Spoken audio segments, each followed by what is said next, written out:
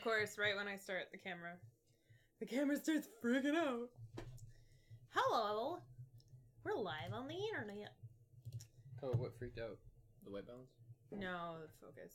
But I already turned that focus off, so I don't know what's happening. Hiya, Jackie. We are playing Kepler-3042 from Renegade Games, designed by Simone. Large last name. Well, it's two names. Simone Cerruti Sola. There you go. I cannot tell if that is in focus or not. So who knows? Who knows? We're like, it's a space game. Here, let's flip it. Let's flip to here. I think that's in focus. We can read that text. It's a good sign. We will lock it in there. Right? Okay, cool. Yeah, so, did I tweet? I think I tweeted. Yeah, okay, cool. We're good. All the days to not wear a space shirt. I'm wearing a space shirt. I know, I'm not wearing a space shirt. Don't you know it's Tuesdays? Tuesdays and Thursdays, we have to wear our space shirts. We have no other options. Mom Gamer, you're up late. Or hey, up Mom Gamer. Really early, depending. Hello. So, okay. Whoa. So, we are playing Kepler-3042 tonight. This game was released in 2016 in the European market. And Renegade signed it to bring it to North America, and they redid the art, and it looks really good. We like the art revamp a lot. The back of the rule book is just really pretty. So great. It's really pretty. So yeah, this game it supports 1 to 4 players. So we're playing 2-player tonight, which is unusual for Tuesdays, but John had prior engagements. Turns out our internet show is not his #1 priority for use of his time. Yeah, maybe we should talk to him about if we want his attitude on this. I don't know if we do performance reviews. We're not that kind of internet show. Yeah, okay. So, we are going to do a pretty quick teach. I'm going to try to do a pretty quick teach because I was a little disappointed at how few quick teaches there were, so we're going to jump right into this. But this game is set up for a 2-player game. If you'd like to use this as a teaching reference, please do the majority of the setup from the rulebook. It's actually pretty good. It talks about a lot of stuff. Some of the key... just the lovely components in or what it... Yeah. So, one of the key things, it's a square board, and we've cropped the frame so I can have a player cam. Check it out! My hand does weird things now. But, basically every player is going to have this is a player's aid, this board.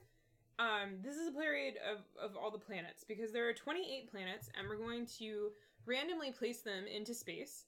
This is our sun. It's totally out of focus. Ugh. So... Can you... That's gain. Yeah, that's gain. Okay. You need to be... I know where I need to be. I just wasn't there. Can you, put your finger... We're probably just all the way... No, I think it's just because the lines are blurry. I don't really know. It looks good to me. We're just gonna go with that. Okay. Anyway, this is space. So this is supposed to be our sun and our solar system in particular. This is Sol, and Earth is one of the tiny little planets that you can't see on this board. And then there are 3 zones of space. This is Zone 1, Zone 2, and it goes to the far reaches of the board, and then Zone 3, which is only over here. And these are other stars and suns that we can have planets around. And so there are 28 total just planets, and they have unique cards that represent the things and information about those planets. And they're represented by these tiles.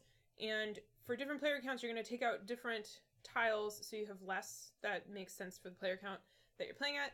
and then you're going to randomly put them on the board. And we didn't do that beforehand because it's a lot of fun to do, and I wanted to do it together with Steve.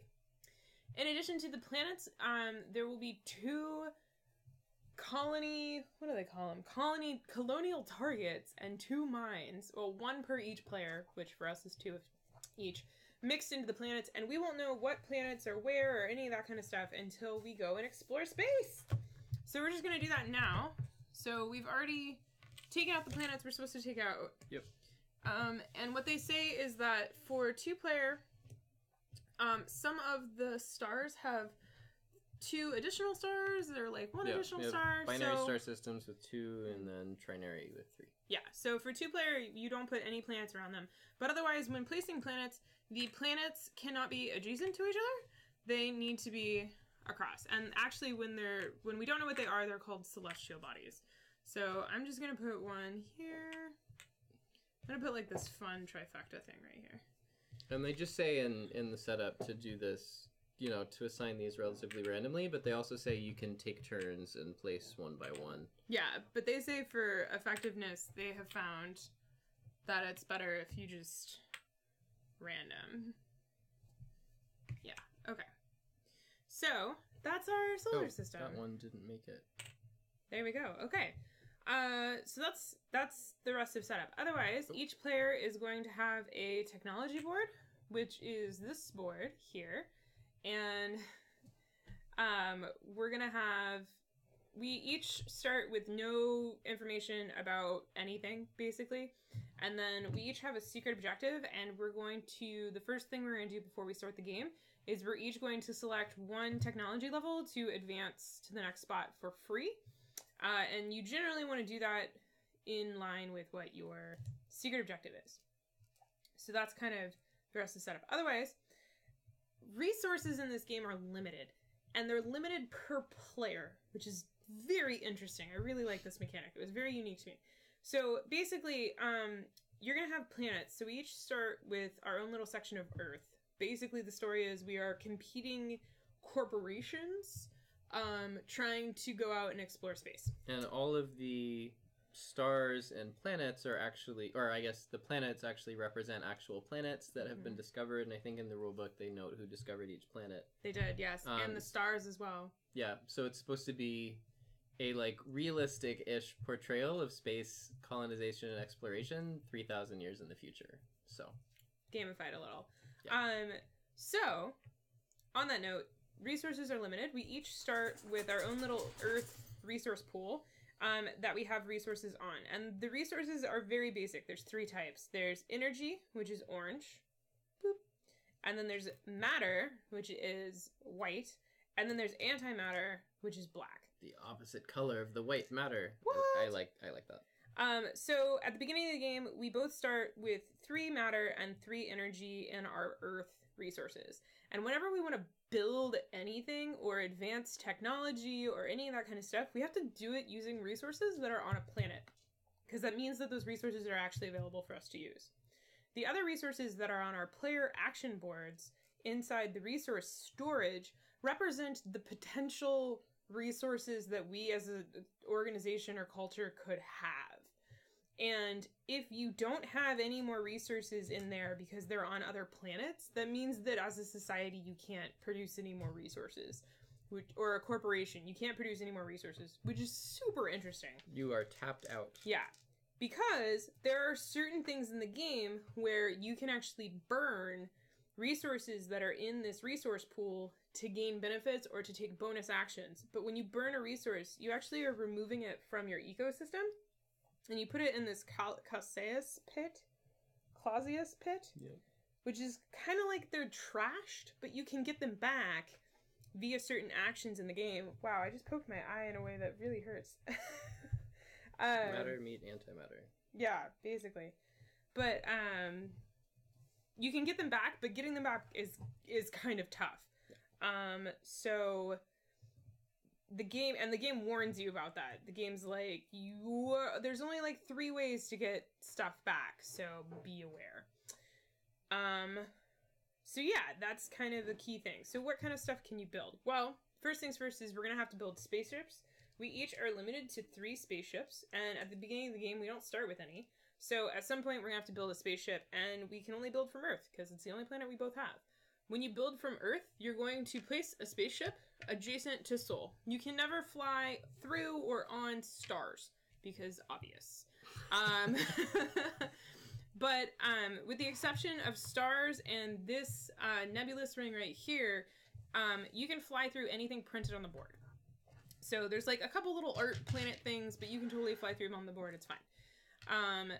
Then with tokens, you cannot move through tokens that have not been revealed yet. These are called celestial bodies. You don't know what they are. You can't interact with them in any way, shape, or form. You have to go around them until you've mapped them or they've been revealed so that people know what they are. Then you can do stuff with them. So if we were to build a spaceship, the cost for building spaceships is on your board because you're like, hey, I'm going to build starships. Boop. So when you take the build starship action, which you take 1 action in a round, there are 16 rounds. That seems like a lot, but that just means you get 16 actions for the entire game. And there are 9 different actions. And so it's pretty tight. Yep.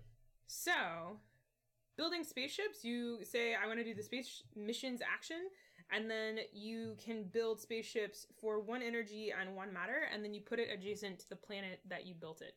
In future rounds, as we explore and get more planets and have resources on those planets, we could build spaceships adjacent to the planets that are out elsewhere. But at the beginning of the game, we have to build our ships here. So if I wanted, I could spend all of my resources and get 3 ships and be like, what? Yep. So and with pretty much every action, you can do 1 or more. So the action, you can kind of do it as much as you want. Like you could build all 3 spaceships, but you're limited by only having 3 ships. With some exceptions. Some exceptions.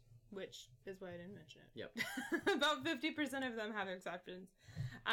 So that is the first action. Another action that you can... Well, I'll talk about... So then after you take your action for your round, you get to move your spaceships. And you get to move all of your spaceships the amount that is your propulsion. Except at the beginning of the game, you have no propulsion. So propulsion is a technology track. So for propulsion, you need to have upgraded your technology at some point to be able to move. So let's say for whatever purposes I had this propulsion, this means I can move 1 hex per ship. So during my movement phase, I could just kind of do that, right? Move very slowly. The way that you upgrade technology tracks is that you take the technology action, which is right there. And you're just like, I'm going to advance technology. To advance technology, you pay the cost depicted in the next technology slot that you want. And then you move your technology slot up, your token up, which will improve your ability to take actions related to that technology. Some spots, when you move onto them, will give you leadership points, which are these swirlies. You can kind of just barely make out the color, I think. But basically, there are blue leadership points or purple leadership points, and purple leadership points you gain by colonizing or terraforming planets. And then the blue leadership points you get by advancing technology. So, it's like scientific progress. For both of those tracks, at the end of the game, you get points matching inside between the 2 tracks. So, if I get this far, I get 0 points. But if I get this one this far, I get 3 points, right? The best you can get is 8 points for if you get all the way up here. So that is how those are useful. Also, now I'll talk about that in a minute. So that is how you advance technology tracks. The technology tracks all relate back to various actions, like I said. So let's talk about some more actions. So another action that you can do is you can explore space. Exploring space doesn't actually need a technology. You just pick 4 random celestial bodies. You can pick whatever you want to flip over and see what they are. And actually, at the beginning of the game, all celestial bodies inside Zone 1 we can see because the Hubble telescope can see them. So all of the ones inside of Zone 1 we can see. So we can see all of these planets so we know what we want to potentially go for. So that is the galactic mapping. In addition, on galactic mapping, you gain a technology point or a colonial point. It's up to you. Another thing that is important is, let's say Dun, dun, dun, dun, dun. What's another good one? Talked about technology development. We'll talk about, so let's say I moved on a previous turn. So let's say I galactically mapped and then I moved. And due to cheating, I could move onto a planet that has been flipped. My ship is stuck there. When you move through a tile that has been revealed, your ship is on that tile, with one exception, which is a weird one, and you just get points for it. Basically, if you find a tile that is a purple swirly, if you go over the purple swirly, you get a point, and then that tile comes off the board. Otherwise, with the exception of that tile, all other tiles that you land on that are flipped and revealed, you stay on, unless you decide to vacate that tile, and if you do that, your ship actually comes back to you and your supply. So you have to like put it back into space at a launch point, which sucks. When you have a ship on top of a planet, you can take the colony seeding action. You can colonize one or more planets at no cost, which is pretty sweet. Except, certain planets you need to have the technology of alien colonies, which is these two ones. And those planets are the ones with the green text. They look like little Earths. So, when you colonize a planet, you take one of your nation tokens, which is these guys, and you replace your ship with the nation token, and the ship comes back to your supply, so you can build it again. I think that one went into a black hole. Yeah, that one into a black hole. So it's colonizing. You only have a maximum of 5 colony tokens that you can use in the whole game. So you want to be aware of that. They're just saying hi to each other. I've been reading it. I was just seeing if it didn't auto-scroll. You can it does keep doing your craft. Yep. Okay, so it's colonizing. If I had more than one ship on a planet when I take the colony seeding action, I would be able to colonize more than one planet at once. I can do as many as I want. When you colonize a planet, so let's say I colonize this one, it's number 7. I find the number 7 card, and I put it in my play area. Now I have this planet. Yay, it's mine! For getting this planet in particular, I get no points. But certain planets, when you colonize them, they will give you points. And all of the planets and what points they give you is listed on this helpful planet guide. So, if I had instead colonized planet 6, I would have gotten nothing. If I colonized planet 8, I would get 2 colony points. I learned that. The additional information that planets give you is what they will produce. Because there is an action which is called produce.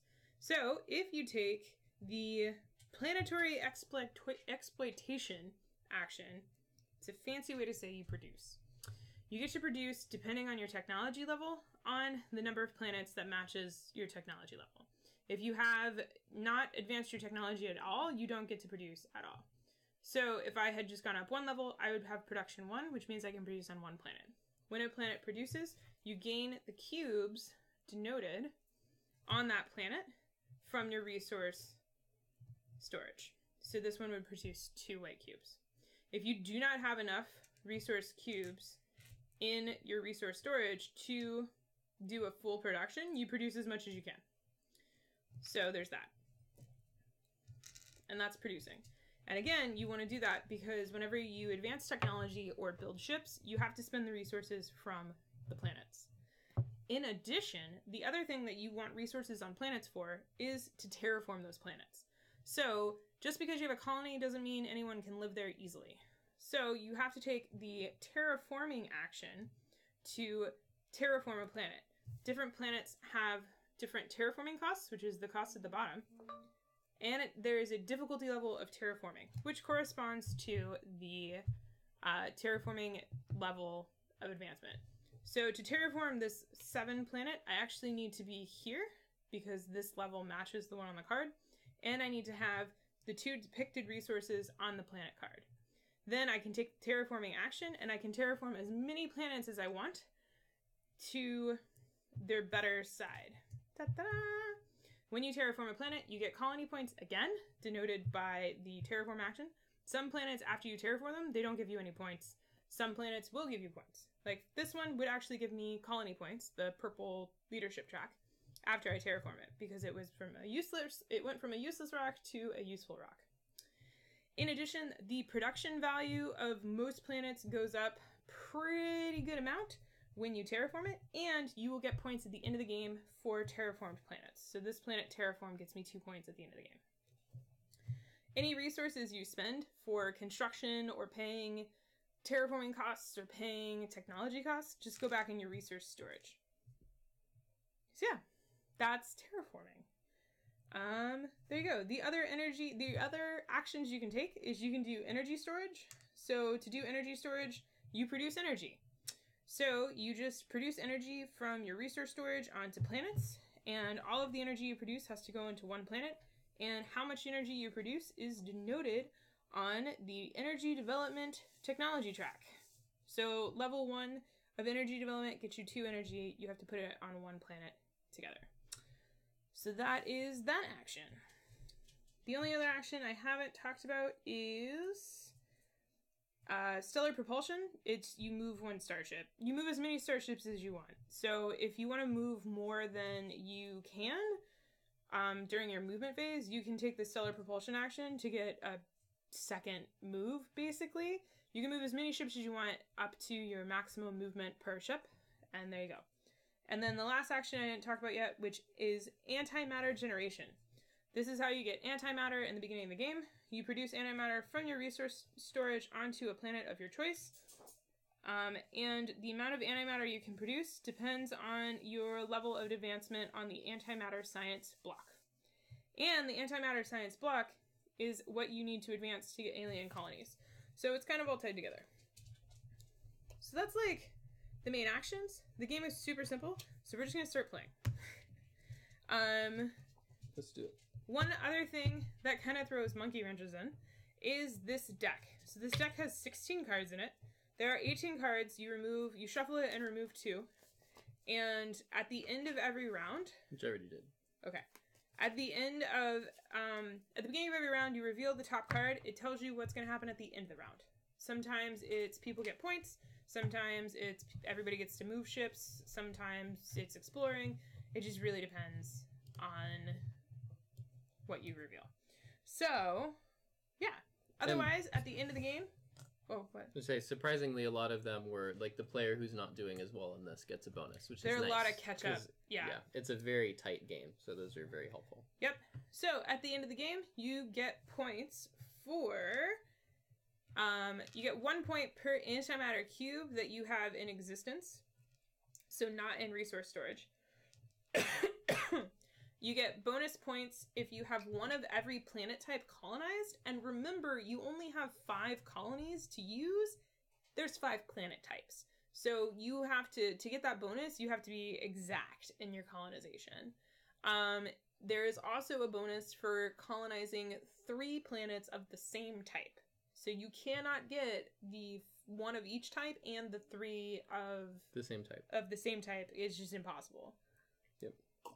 One thing, the rules actually have a neat little guide on like what all the types of planets are. Oh yeah, they get really scientific, but it's kind of useless. I mean, the planet chart is really great.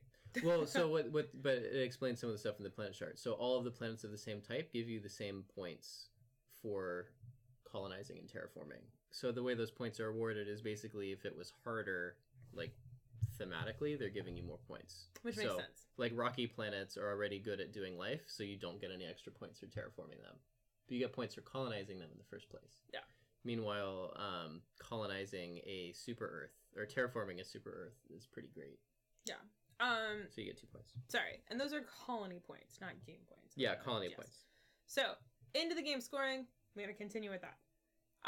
There is another type of token, which is a special token called mines. With the mines token, you can, when you fly a spaceship over it, the spaceship gets stuck there, just like it does with another planet. However, at the end of your turn, of the end of your action phase, you can withdraw as many ships as you want from the board. That's how you get ships off of planets. But when you do that, you're going to have to rebuild them later, which sucks.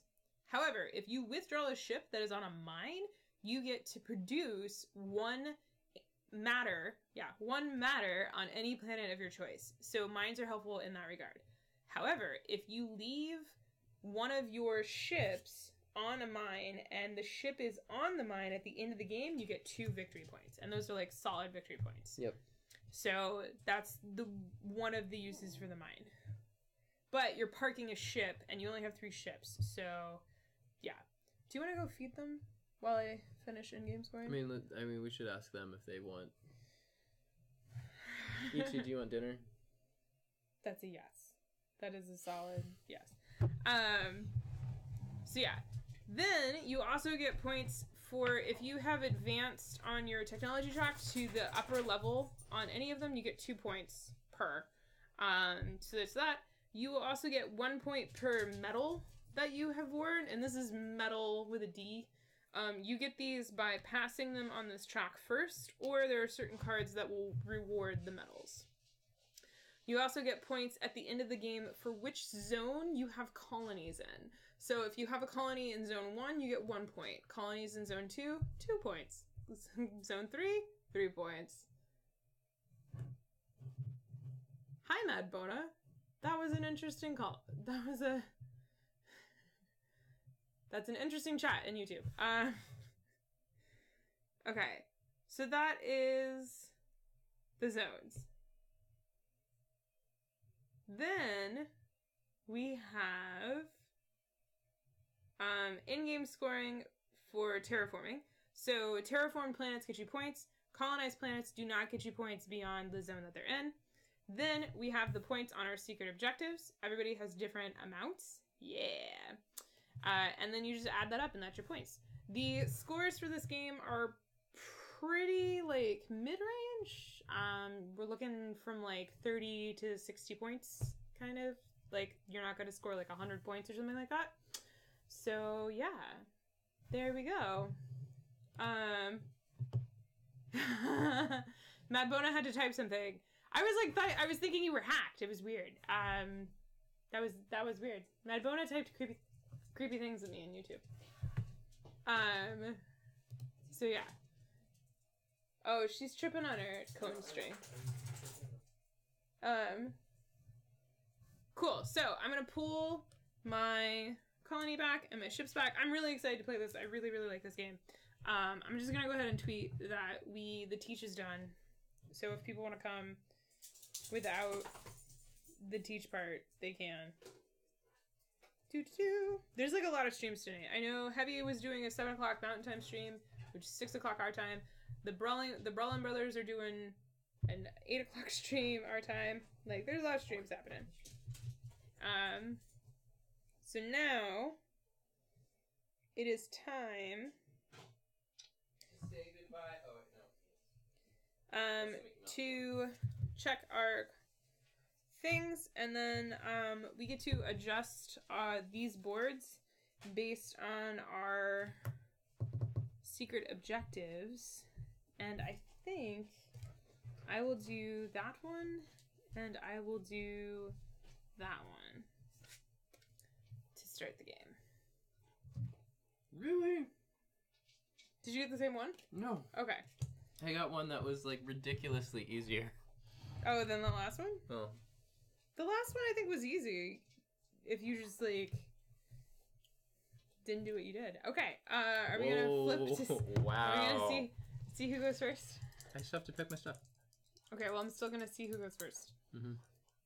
I go first! Okay.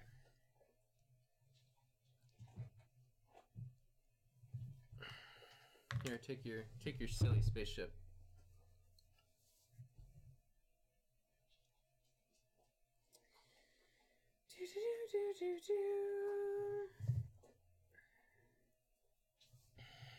All right, take your turn. I am tweeting to the masses that we are live. That the teach is done and we are playing now. It's proof of life.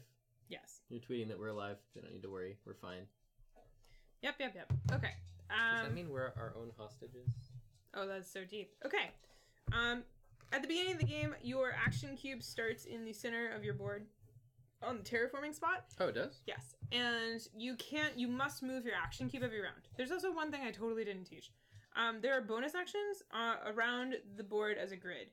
When you take your action, you may take the bonus action of your choice, but you must burn a resource from resource storage into the Colossus pit. So yeah, kind of a beginning of the game thing, potentially. Each of the bonus actions is different. Space logistics, you get to space logistics, you get to build spaceships for free, but remember you're like getting rid of basic resources. Evolution and technology, you get an antimatter, scientific process, and civil modernity, you get leadership points on the corresponding tracks.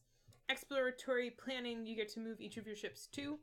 And exploitation of NEO, which is near Earth orbit, is Earth will produce 1 energy and 1 matter for you.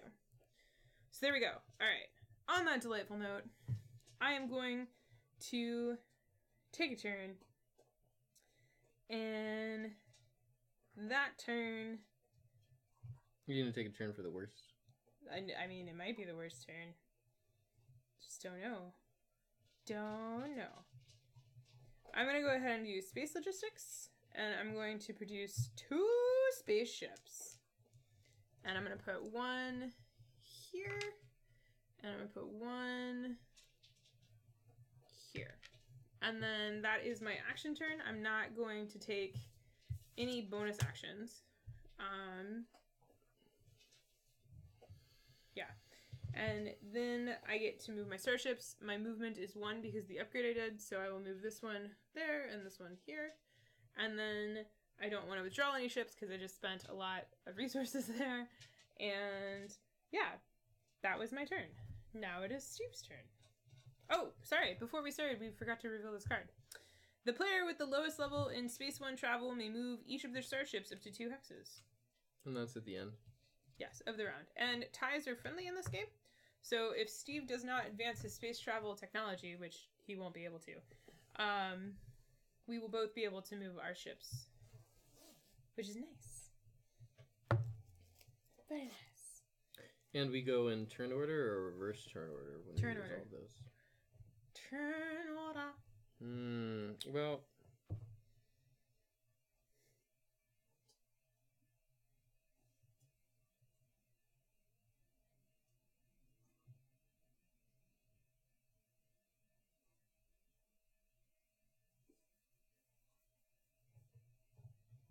I am actually going to do antimatter generation.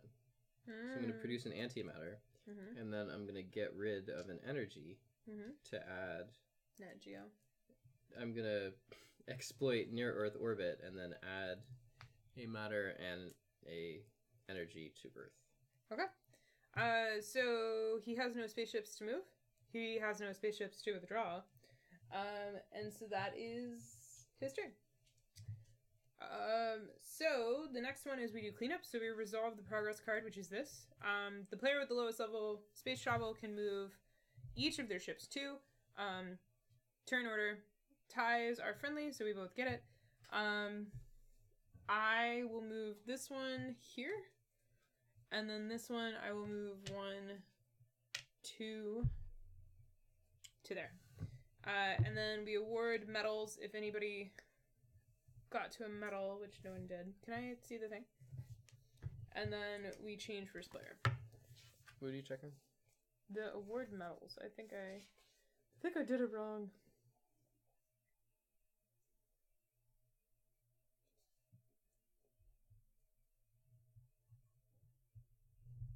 Oh.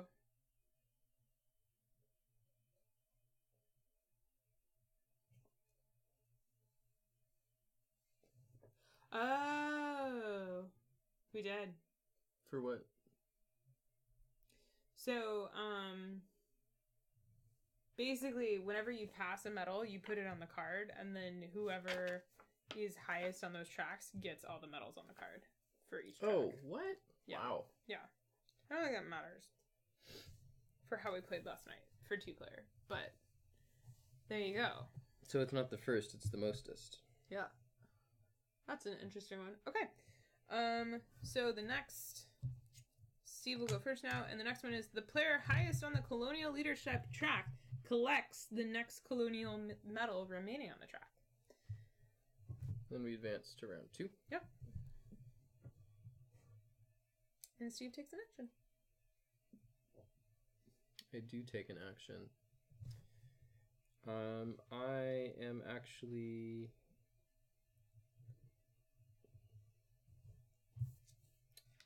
let's see what was on antimatter.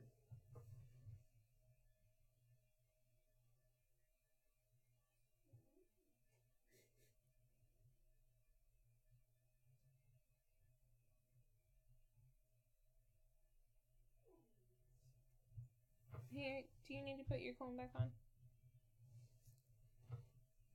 Hey, cold one. Hey, little one. I'm going to do technological development and advance one or more technologies. So let's see. I will do the particle accelerator. Hi. The spatial bending engine. I think Xena thinks my feet are toys. Hi. They very well might be. They very well might be.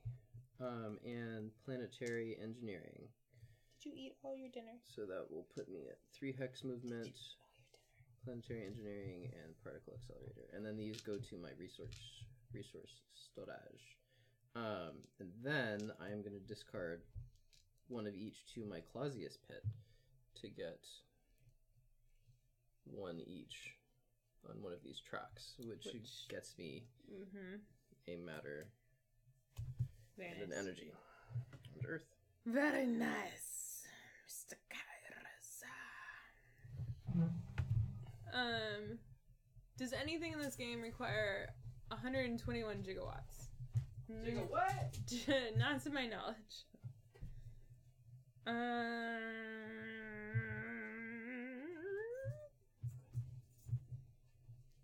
I am going to do galactic mapping.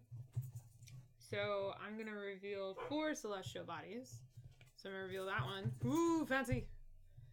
And I'm going to reveal this one. Not so fancy. And oh, can you not do that, because someone knows. Someone knows. I'll do this one. Ichi doesn't like it when we play with Xena. That's a really good one. And I'll do this one. Okay. That one is a really good one. And I get to move 2? Oof. I'm gonna spend an energy to move... Oh, sorry. Also, as part of galactic mapping, I will go up on this track, which lets me produce an energy. And then... I will spend the energy to move 2 for each of my ships. That ship can't move anymore. I really like that one. So I'm going to go 1, 2 as my bonus movement. And then...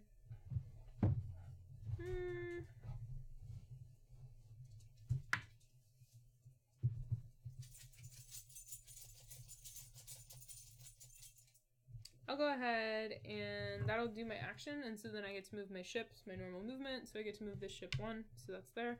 That ship still doesn't get to move. We withdraw, and then we resolve progress card. We are tied, so we both get a medal. So I get 1 from the supply. Yep. Sweet. And then that is that. And so now I'm first player. The player highest on the technology leadership track collects the next technology medal. So it's the same thing, but now it's technology. Hey, James. Oh, and Kabuki. Okay, so now it's my turn. Alright, there's like a lot. You have very few, like, actions. It's just very involved. So I'm going to go ahead and do antimatter generation. So Earth is going to produce an antimatter. And then I'm going to go ahead and spend an energy to go ahead and do exploitation, or sorry, a matter, to do exploitation of Nat Geo.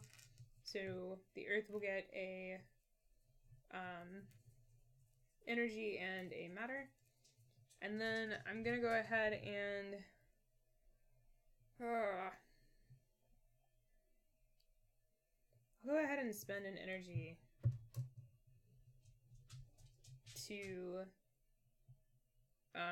advance scientific progress for me, which produces an energy on Earth. So now I'm forcing him, if he wants that medal, to do better. And then as my movement, that one's locked, but this one is going to get locked onto this planet. Woohoo!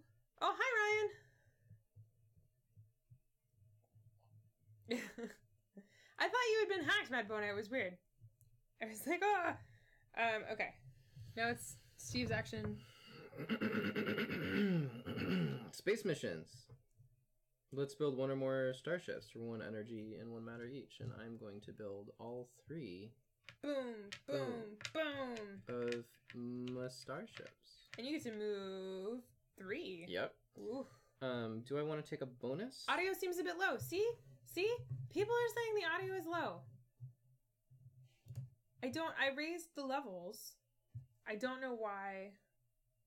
Like, Reaper says it's in the red. Did the gain get bumped in the back? No. No, I moved the gain up during my stream. Did you move it on the mic? Yeah, we can move it higher, but I don't think that's going to change anything. I think something's happening at the OBS level, but I don't know what. Maybe. Desktop audio is really... Yeah, like, I have no idea. And I've checked the audio levels in this, and the volume is fully up. So I have no idea why the audio is lower. Twitch says audio seems fine. So I have no idea. Twitch and YouTube have an argument. Okay, yeah, it usually seems like it goes higher on desktop audio there. I don't know, we'll do some test recordings after. Yeah, I don't know. But yeah, that was my action.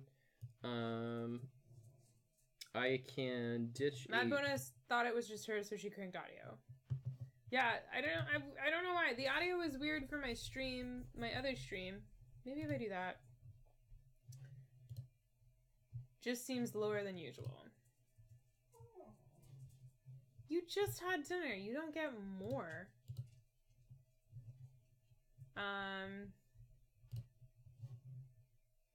Yeah, something probably got fiddled. Like, all of the audio seems fine. Here, I mean, there's this, which is output volume, which should be another thing. Reaper, I'm afraid to make Reaper go higher because it's already in the red. But I could go all the way, but we still have suppression, so... Yeah, we have the suppression. I don't know, we'll need to tweak it. We don't want to blow anybody's ears out. Yeah. Steve and I will play with it later. I think Reaper might be doing something. It's clear it's just low, yeah. My stream was weird.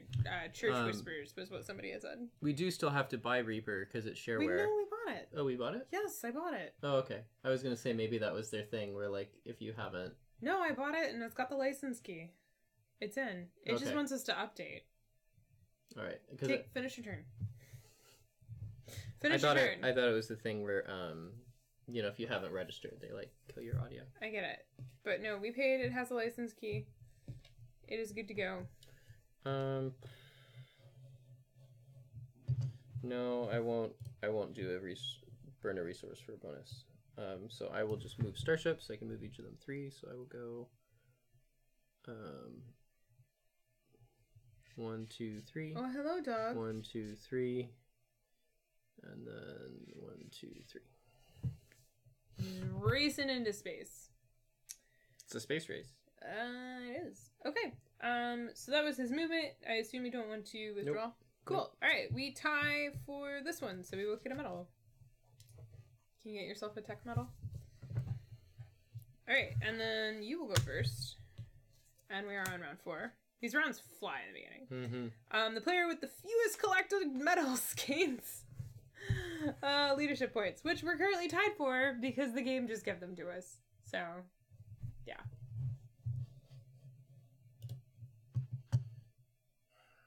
Space Empires 4X is not having it in Spacuary. No. The mic is where it normally is. I don't know. Maybe the cable is loose. Cable's fine. That'd be weird because it's... Yeah, I don't know. No idea. We'll do some tests after the stream. But this game they call it a 2X game because there is exploration and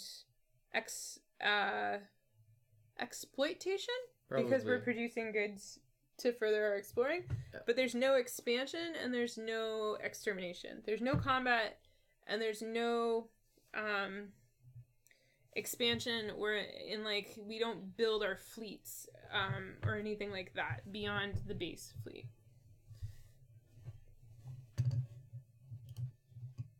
It sucks that you have to max out the audio. That really sucks to me. Because if something else on your computer makes the sound, you're just gonna... So... Yeah, I have no idea. Kairos, take a turn! Like, I don't know what to do. I don't know. No idea. I think OBS is doing it. Don't know.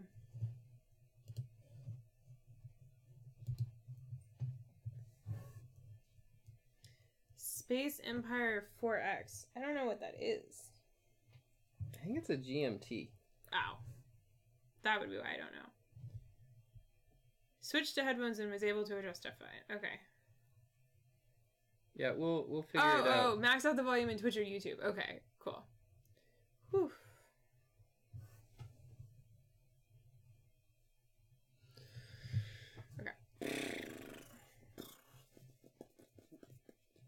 I'm actually just gonna do galactic mapping. So I get a point on either of these tracks. I will gain technology. Reveal 4 celestial bodies. So let's reveal that one. Ooh, it's a point. Ryan is so on the fence about this game. Reveal I was on the one. fence too. Steve was super for it, and I was on the fence, and then a bunch of people were like, in Space Era, you should play it. So, 3. I used part of our gift card. Okay, so that was my action. Galactic mapping. Exploratory planning is you get to move 2 spaces with 1 ship. I think it's 2 spaces with any ship. Let me double check. See, if I can move 2 ships 1 space, it's worth it. You're worth it. Now work it. Your starships. So each ship can move up to 2. I'm doing that. Discard a matter. And then Space Emperor 4X is a fun one. Both of those are going to move 1. Okay. Very nice. Okay. For my turn. Yes, my turn. It's my turn now. It's my turn. I'm gonna go ahead. Oh wait, What? I need to actually move my ships, don't I? I thought you just. Oh yeah, your normal movement. Yeah. Yep. So 1, 2, and then 1, 2, and then 1, 2. No, that one didn't go on. Oh right, it didn't make planetfall. Reverse your. There you go. Back into orbit with you, ship. No, that's the Gaia Project sound. Oh, and then it pops. Yeah, Gaia Project.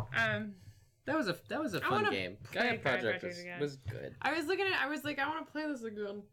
It's not all of the Space URA games are in our house still. I'm just gonna put it that way. But some of them leave as soon as we play. Gaia Project, the races are so different, and there's not much that's different about them, and I find myself wanting to play other races. Like if you have a really solid game and it has so many different like player options like that, I'm gonna want to play it more. So I'm doing technical development, which puts me there. And then I will go ahead and do, can't do that one. Can't do that one. I will go ahead and do,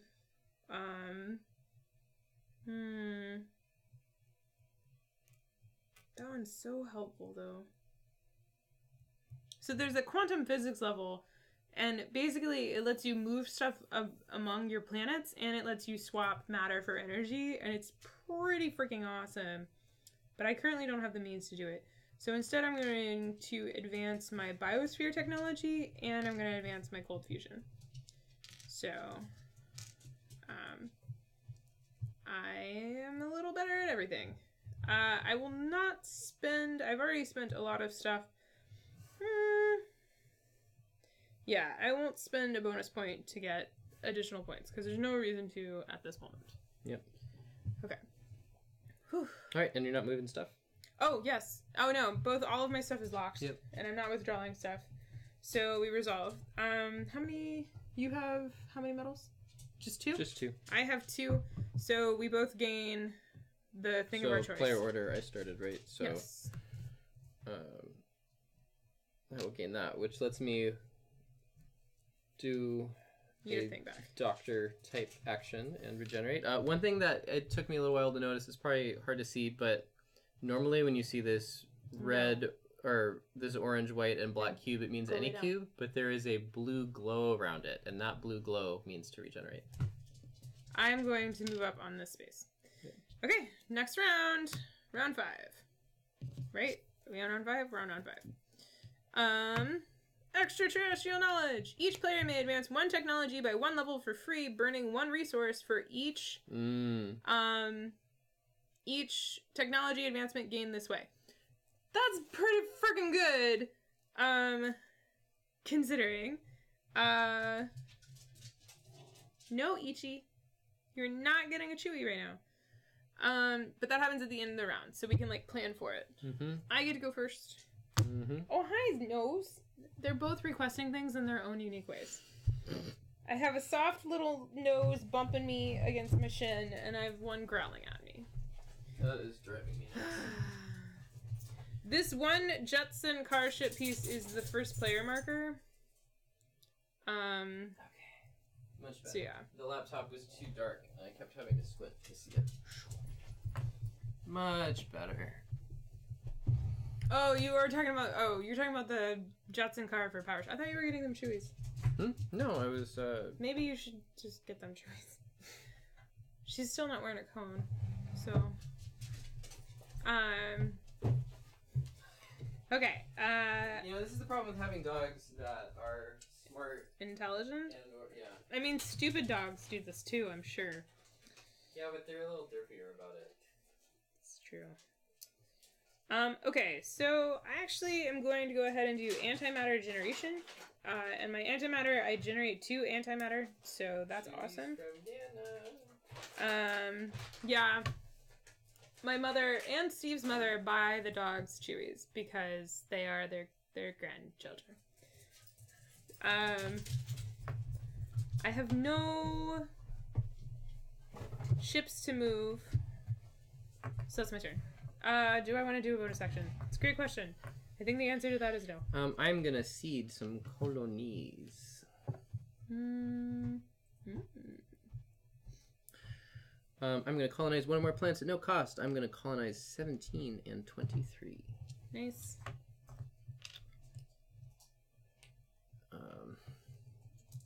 Those go away. Mm-hmm. And then I get 17.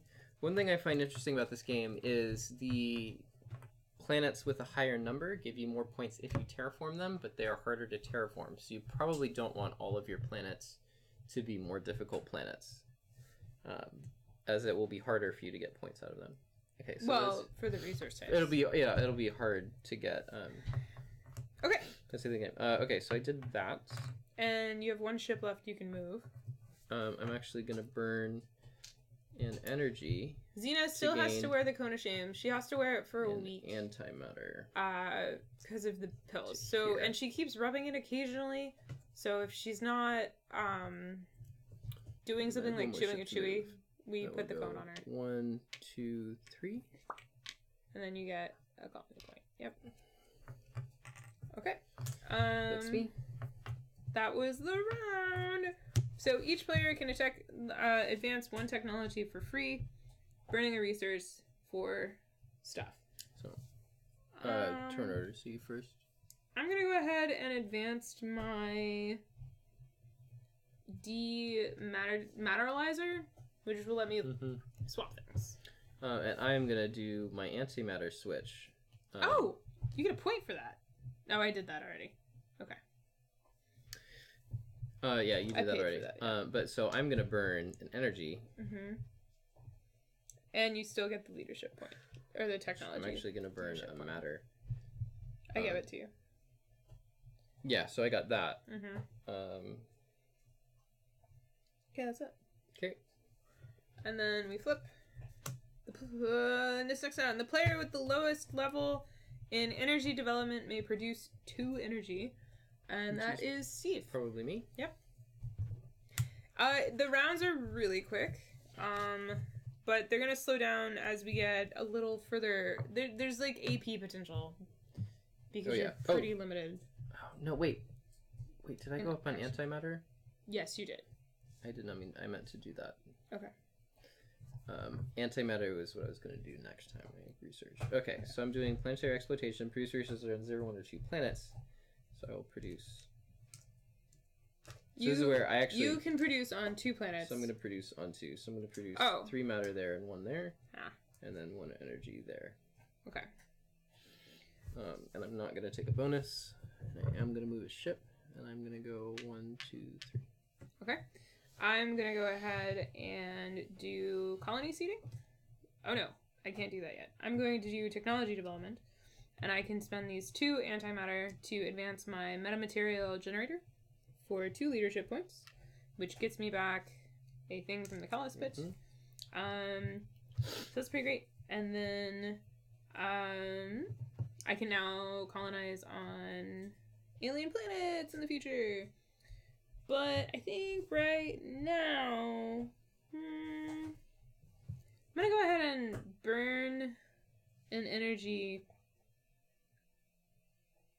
No, this doesn't make any sense to do a bonus action. I will not do a bonus action, and I cannot fly ships because I have no ships to fly. And so that is my turn. Steve, you may produce 2 energy. I will produce 2 here. Yep, and that was the round. So now I go first. Boop. The gameplay time is supposed to be 60 to 120 minutes. So round 7. Sort of makes sense. The player with the lowest level in 2 quantum physics may make the following exchanges any number of times. 1 energy for 1 matter, or 1 matter for 1 energy. And Steve is the lowest level on that. Mm-hmm. There you go. Alright, I'm going to do colony seeding. So I'm going to colonize the 2 planets that I'm parked on. This one is an alien planet, which is why it took me so long, because I had to advance my alien tracks. And that one is not, but I get my ships back, and then I get those planet cards. So I get planet 25. Oh, I keep forgetting that 24. one is for terraforming. 25 and 24. So I will get 3 colony points. Did you get your colony points? Oh no, I didn't. It's just 1. Oh, but I would have regenerated. I get 3 colony points, so I'm gonna do 1, 2, 3, and I will get. I get 1 regeneration. I will go ahead and get. I think I'll get energy back because both of these planets require a lot of energy to terraform them, like a lot. And I have no ships, though my ships are back, so that's great. I'll go ahead and do a bonus action of spending. Oh.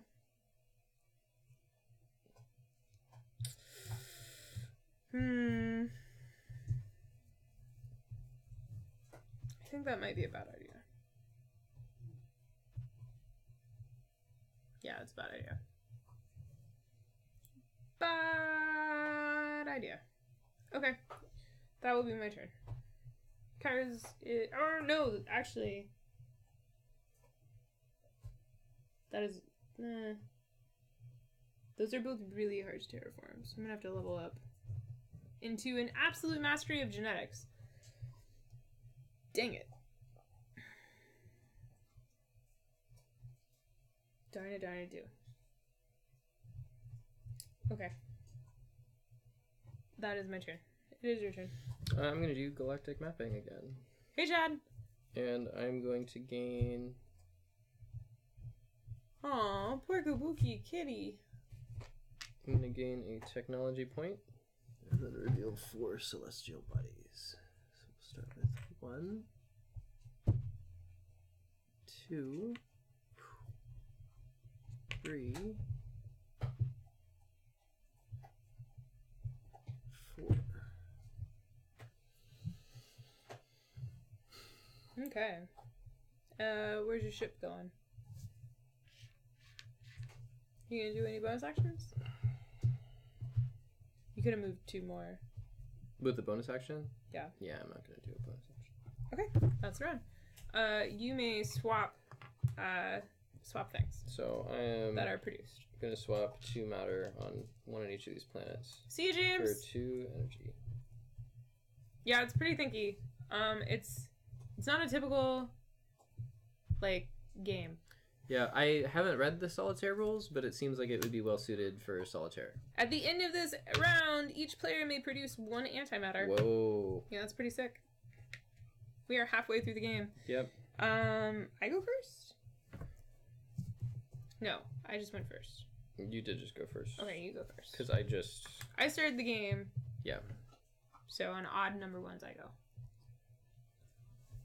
Because I'm old.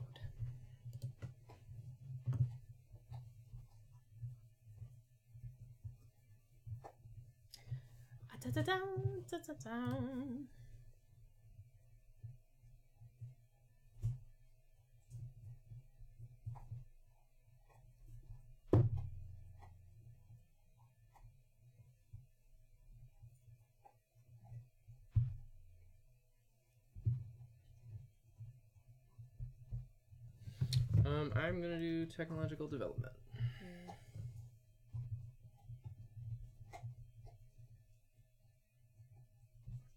And do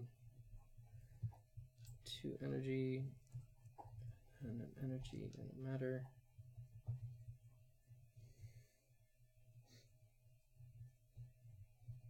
And then a matter.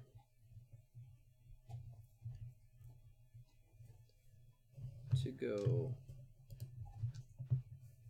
2 levels on that and 1 level on that.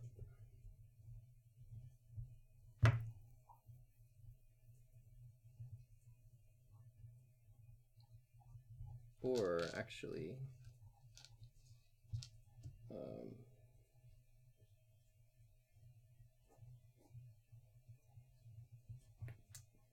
I'm going to spend the rest of these, which are all on that planet, to get Higgs field management. So that gets me 2 technological points, which gets me 1 energy. So I spend all of those, and then I gain. Why did you spend them to Earth? Oops. Cheating Steve! Just very slightly cheating, and now I can convert matter to energy and vice versa and move up to 3 times. Move goods, yeah. It's more of a 2x. There's no fighting and there's no expansion of like your empire. There's just exploring and exploiting the planets that you land on. And that's like my favorite 2 parts of 4X games. So yeah. Okay, so I'm fine with that actually, and then Land for on movement I will land on that. Okay, my turn. I'm gonna go ahead and do planetary exploitation. So I'm gonna produce 2 matter and 2 energy on GDG 640811. And then I can swap once a turn 1 energy into being a matter. So I'm gonna do that. And then I'm actually going to spend an energy to do exploitation of near Earth orbit to give Earth some cubes as a bonus action. And yeah, I think that will be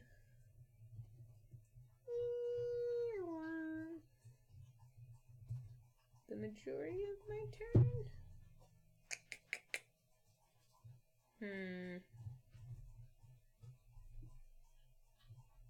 Yeah, okay. I still have no ships to move, so there's that. And then we each produce an antimatter. So, produce it there. Okay, so now I go first. Turn 9. Round 9. Scientific avant-garde. The player with the lowest level in antimatter science may exchange one of the following. Make one of the following exchanges: 1 energy for 1 antimatter, or 1 matter for 1 antimatter. It's probably me. Yeah, my antimatter science is elite. Yeah, so for my turn, I will do technological development, and I'm gonna do these two there. Oh no! Oh, right. First, I'm gonna exchange that for that, and then I can do these two there. So I will be there, which gives me 1 point there, and then these go back to my space box. And then I could advance stuff with Earth, which might be smart. I mean, I think that's probably smart to do.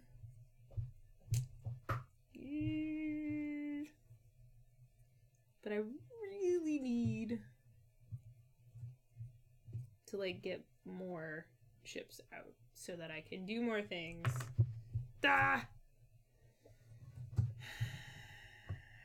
This is just really tricky. This game's really tricky. You have limited turns. It's very... Yeah, okay. That'll be my turn.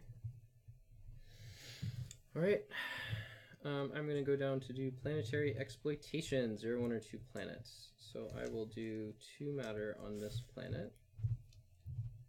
3 matter there's on one this card for planet. every round. So there's 18 cards, or sorry, there's 16 cards. There's 18 cards in the game, but you remove 2 every time you play. So, yeah. I'm going to...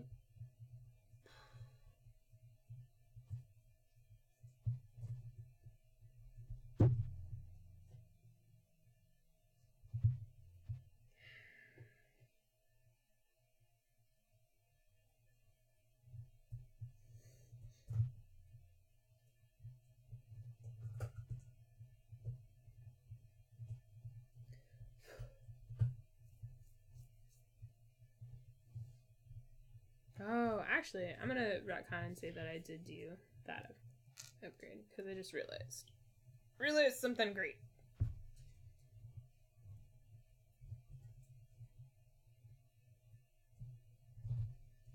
The Cheat and Steve shirts. I need to decide if I'm going to UK Games Expo. My new job is there's a lot of conventions in my future, so I have to decide if I want to go to UK Games Expo and vlog it, which I do want to do, but I'm pretty busy right now, so I gotta figure that out. And if we do decide that I'm going to UK Games Expo, I will make the shirts as stretch goals for the Kickstarter. I produced. Now I can convert 1 matter to energy, and then I can get rid of 1 energy, which is a bad idea, to get a matter and an energy on Earth, and then I can move 3 times, so I can move them to there. I don't know if you can move them after your turn's done. It said anytime on your turn. Okay. So this is the whole thing is my turn. Yeah. Hey Angela, you missed the teaching and half the game. Okay. Now it is your turn. Oh, there's a hostage negotiator. I went app. first. I didn't know about that. I went first. So, do you want antimatter? Yes. So I'm gonna swap 1 energy for 1 antimatter. Okay. And now you will go first. Yep. And we have a new round. Round 10. Galactic mapping! At the end of this round, players will reveal 4 celestial bodies, 1 at a time, in turn order. So I think this actually means in total we reveal 4 celestial bodies. Oh! Yeah. That makes 1 sense. at a time in turn. Yeah. Okay, I'm gonna do technological development again. FD841112 is going to research the absolute mastery of genetics. Yeah, I need to do that. Which is gonna give me 1, 2, 3. And then that metal goes on the card, because that's what we're doing. And then BJB770617 is going to research the relativity domain, which gets me another 1, 2, 3. Which is going to give me another metal, and that's going to give me 2 energy somewhere. Chad, you're a little late. Okay, so that gives me 2 energy. So now I can convert whatever I want, and I can move whatever I want as much as I want. Yes. Because that's how great I am. You have relativity domain. I don't know what that means, but yeah. Oh, it's like relativity.co. Okay. I have a feeling I'm gonna lose this game, but it's fine. I'm gonna go ahead and do energy production. Energy storage, and my production is 4, and I'm gonna produce it all on GDG 6401811, or Planet 24, as I like to say. And then I will ditch one of my resource storages to go ahead and build a spaceship. Nice. It's in space! I can only move one space around, so not great.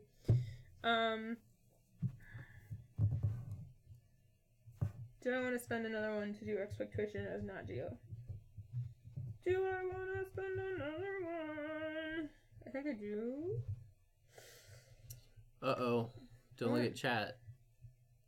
Ah! Trasharama asked if anyone's into Steam or Age of Steam. And wondering... yeah. You picked the right chat and the right I stream to love ask. Steam. Love Steam. Love Steam. I now own all the maps for Steam. That was my Christmas present. Is that we went and we bought the $100 map pack. That has all the maps, which we already owned one of the maps, so I sold it for $10. But yeah. I love Steam. Oof. I should have advanced other things, but it's fine. It's fine. I'm gonna move this one here. I'm gonna swap this one for that. Yeah, that actually will work. That will work. Alright, and then I move one. I will go here. That's around. So, players will reveal in turn order, so you start. Yeah, you will get those, but first you start. Which do you buy to start with? Well... I'm gonna reveal that one. Alright, your turn.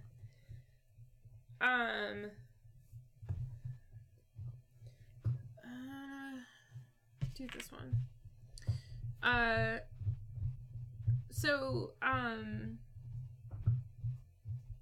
Age of Steam is a little bit more cutthroat and difficult, because it's the second one. So, Martin Wallace designed Steam first, and then he designed Age of Steam next, implementing some tweaks and changes based on the game having been out for a couple of years. But the maps for both games work with both games, which is pretty freaking sweet. And I know. What do we hear? And then, okay, so that was that. Next round. Boop. Agreement on terrestrial resources. The player lowest on the colonial leadership track may produce 1 matter, and the lowest player on the leadership track may produce 1 energy. Nice. Okay. And I go first. So it sort of depends. There's more support for Age of Steam, but it was out of print more, if that makes sense. So Mayfair has made sure that Steam has stayed in print and its maps have stayed in print for the last several years, whereas Age of Steam went out of print and continues to go out of print, and a new print run has been announced, so that's the good news. But there's like more custom maps that you can get for Age of Steam, like more user maps on BGG and things like that. But again, the maps for Steam and Age of Steam work together. All that being said, Mayfair just closed its doors and went out of business. So the fate of Steam is actually unknown, because Mayfair owned the IP for Steam, and it didn't sell its... I don't know if it sold all of its IPs to Asmodee, or if it just kept its IPs and terminated the contracts. Like, it depends on the contracts, right? So, like, if their contract with Martin Wallace said that they could sell the IP for Steam, then Asmodee now has Steam, and so Asmodee might print it again. Whereas maybe the contract that they had said that they couldn't sell it, and so they couldn't sell it to Asmodee, and now who knows what Steam's gonna happen with. So I have no idea the fate of Steam. That being said, you can get Steam now. Prices are probably gonna go up on it. But you can get it now, and you can usually get it for like $55, or you can get it used for cheaper now. Whereas Age of Steam, you can't really get unless it's out of print right now, but it's coming back into print, so you'll be able to get the new shiny edition if you can wait. Supposedly everything moved to Asmati, supposedly. But that, so like, it, yeah, you don't know. They did sell Lookout Spiel, but Lookout Spiel was an entirely different company that was actually owned by Mayfair, but was in partnership for publication. So they were their own in-house studio. And I know that was announced, but like, I don't know if all the IPs and whatnot that Mayfair had went. So who knows? And who knows if Asmodee will print the Mayfair IPs. Like, I don't know. So the fate of it is in flux, which is sad, which is like, somebody was like, you have to make sure you buy everything you want from Mayfair. And I'm like, I have. Luckily, we bought everything I wanted from Mayfair, which is just all the Steam maps and Invention. So, yeah. Railroad Tycoon, I don't know anything about. Sorry. Have not played that one.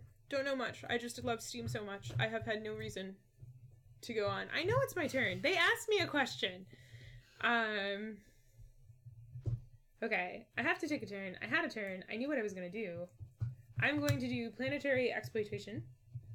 And I can now do production 2, which means 2 of my planets can produce. So this planet can produce, and this planet can produce, and it produces an antimatter, which is awesome. So I'm actually going to go ahead and do my 1 free movement a turn to move my antimatter to planet 24. So there we go. Yay! Ship move? Yeah, sorry. I'm just organizing my planet. Just organizing my planetary resources. So there's that. And then I'm actually going to go ahead and ditch... Oh, do I want to do that? I'm going to make things very tight here. I'm going to go ahead and ditch that energy to do a bonus action of producing antimatter on that planet. And then I will move this one tiny adorable ship 1 space. There we go. Alright, me? Oh yes, the colonist expansion will be in the lurch. Unless Asmodee decides to do it. Okay. I believe Asmodee... So it's been weird, because all of the companies that Asmodee has absorbed thus far, they absorb, but they keep them mostly intact. And so they're their own little units running and publishing, just using the big powerhouse that is Asmodee. Mayfair didn't do that. Mayfair didn't want to sell its brand and the concept of Mayfair. And so Mayfair said, no, Mayfair's closing, but we'll sell you all of the games we have IPs for, I guess. And then they sold Lookout. So if Colonist does get printed, Colonist will probably be printed under another brand within Asmodee. And my guess is they might give it to Z-Man? Who knows? Because it seems like a brand. It's something that Z-Man would have printed, because Z-Man tends to do a lot of those style games as well. So my guess is that all of the titles that Mayfair sold to Asmodee are going to be shucked out to the studios that make sense for them to produce. So yeah, but Colonist sells well enough and consistently enough that I don't think they would kill it while it was in production, depending on how far it had gone. So yeah.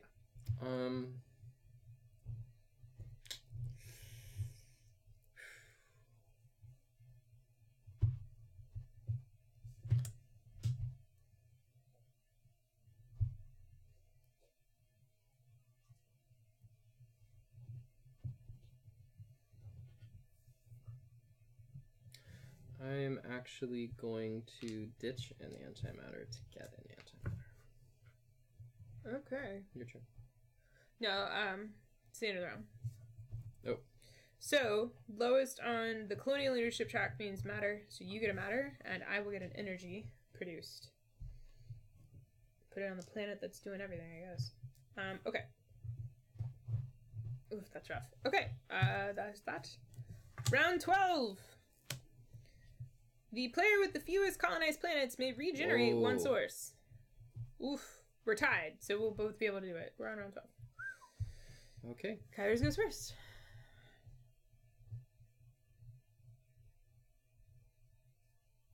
This game is so tight. So limited. So one of the things I was saying earlier is that this game supports 1 to 4 players. There are solo rules. They're a little different. Not too different, I don't think.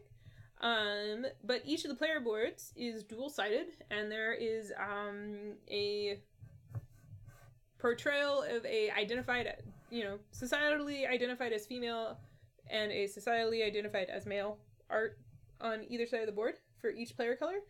And the boards, while all of the characters throughout the entire game are predominantly white, there is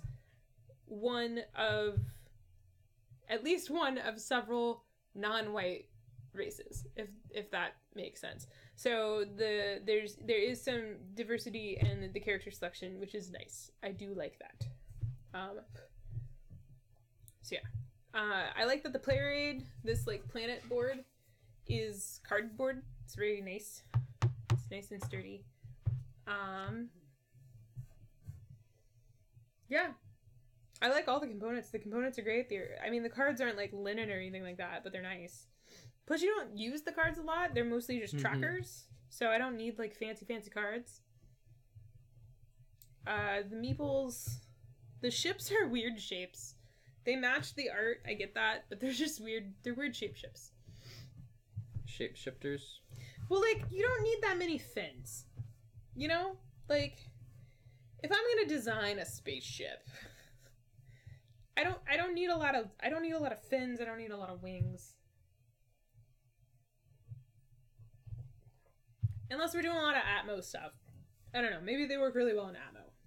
I just feel like it's a waste of weird metal resources.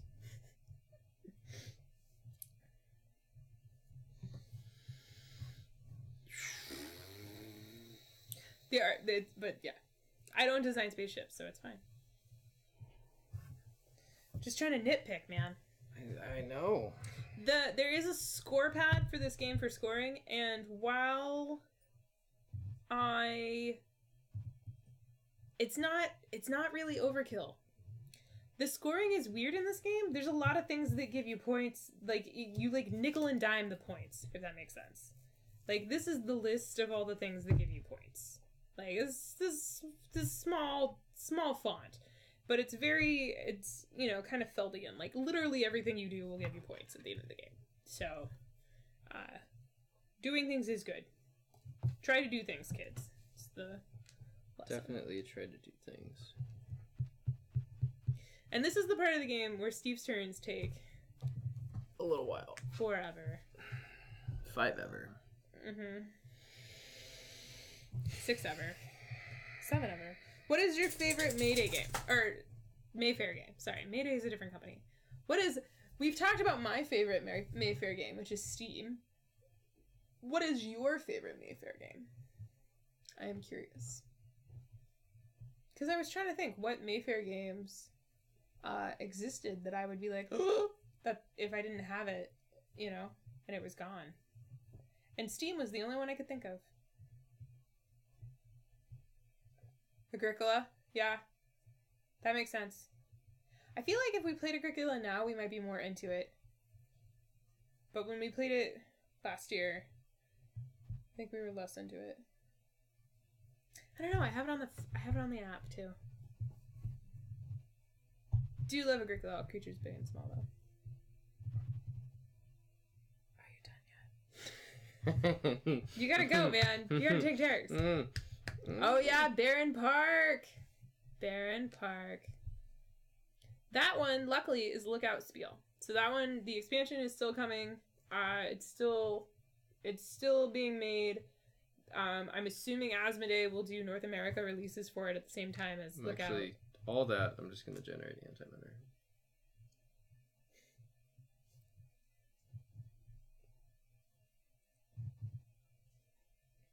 Yeah, that's it. Oh, I hate you so much. I'm doing technology advancement. I will do the absolute mastery. Oh, sorry. I do need that there. Why did I think I didn't need that there? Okay. We're doing the absolute mastery of genetics. I am amazing, apparently. So I get 3 on this track. 1, 2, 3. So I get a energy produced. Nice, I need that. And then I'm going to do positronic understanding, which gives me that, which gives me another energy. I have no energy to produce. So there is that.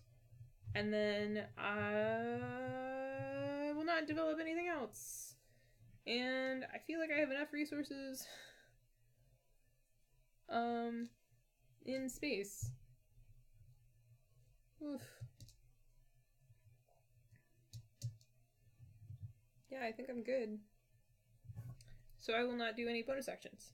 So we both have 2 colonies. So ties are friendly. We both get to regenerate 1 resource, which means we get to pull it back out of here. I'm going to pull an energy out. I'm going to pull an energy also. Okay, next round, round 13. Oh, I forgot to move my ship. My ship is there. We reveal more celestial bodies. Ship. Boop. Thank you. Alright, I'm gonna go ahead and do...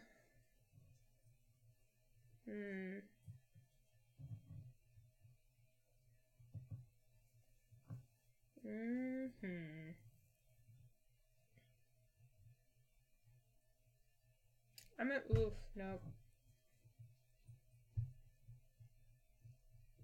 Waka waka.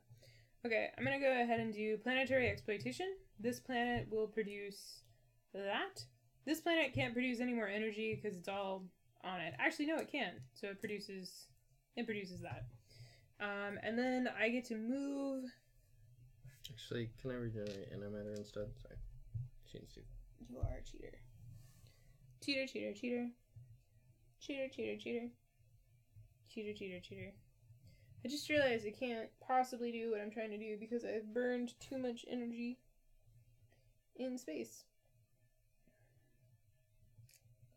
So I won't do that because I need to do something else. Instead, I'll terraform. So this one, I need 5 energy to do it.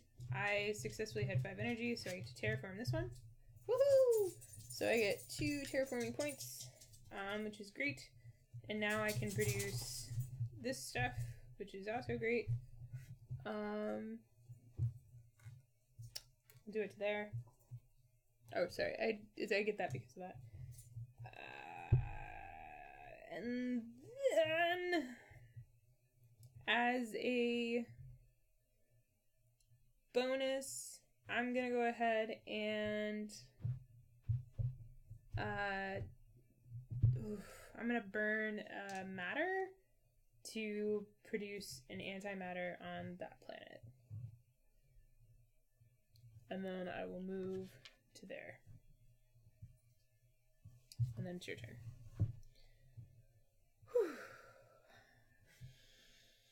Okay, I'm gonna terraform. So I'm actually only gonna terraform. Cave versus Cave was Mayfair. planet. It was Lookout Spiel. FD. Yeah, and Mayfair. 2. Discworld game. Yeah. There's several Discworld games. That was Mayfair.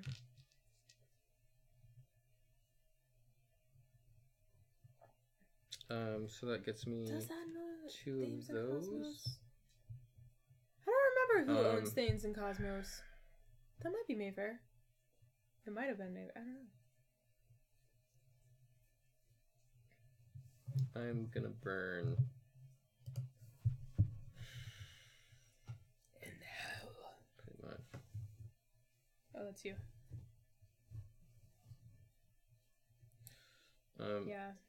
I'm gonna burn 1 energy to get 1 antimatter. Okay.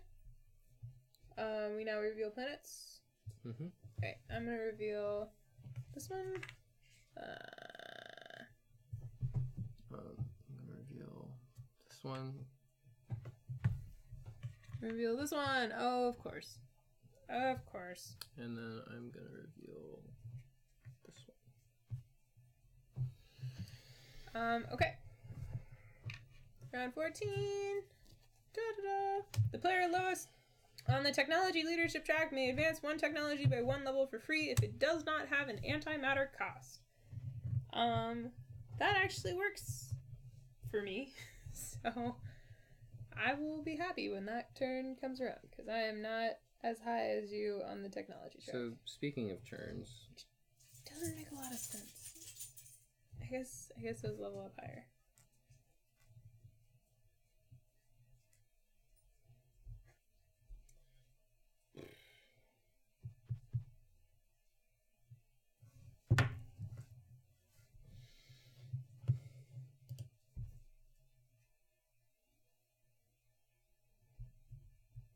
Oh, there's,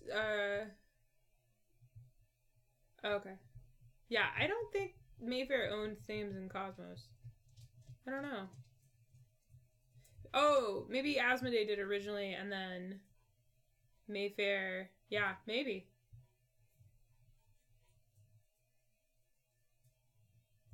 That would make sense. I get what you're putting down now, Chad. I get what you're putting down.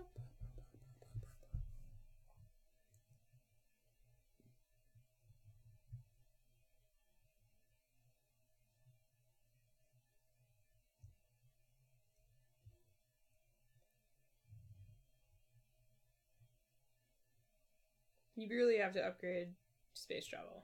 If you don't, you're kind of screwed. Yeah. Yeah. I didn't.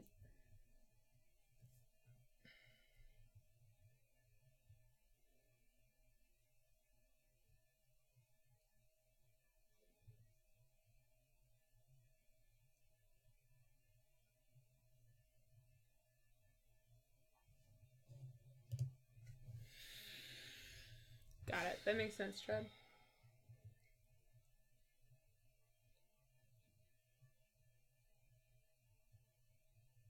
Okay. I'm going to do space missions, build one or more spaceships. I'm going to convert that matter into an energy, move them both to planet 23, and then build one planet or one starship there. Because you're building them around planet 23. Yeah, that's I think my favorite thing about this game is you need the resources on the planet to produce there. Yeah, which is why, like, if you have a colony here, you can build to, like, keep going. And then I'm going to discard... I'm going to discard...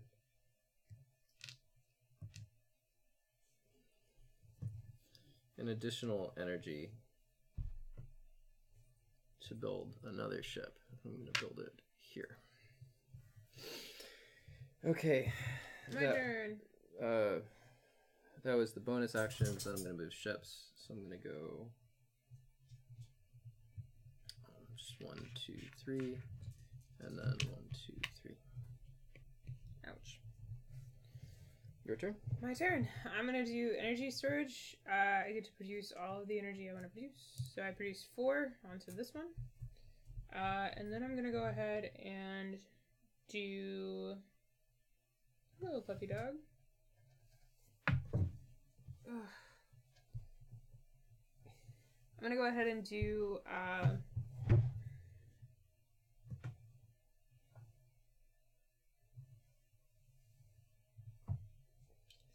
going to burn and matter. Whoa, that was a burp from a dog. To make a ship. Just make a ship. And I'm going to make the ship right here. And then that was bonus action, and then I move 1. And I'm going to have to upgrade my space flight, or I'm never making it. So, there's that. But I have a plan. Okay, the player lowest on the technology leadership track may advance one technology that does not have an antimatter in the cost.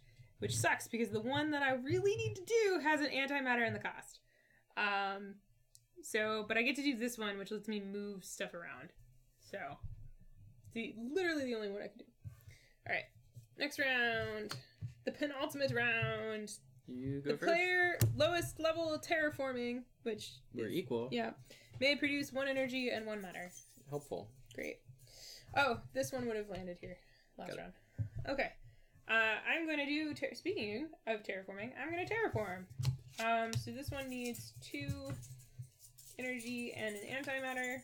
So it got it, because I'm amazing. Has 2 of that left.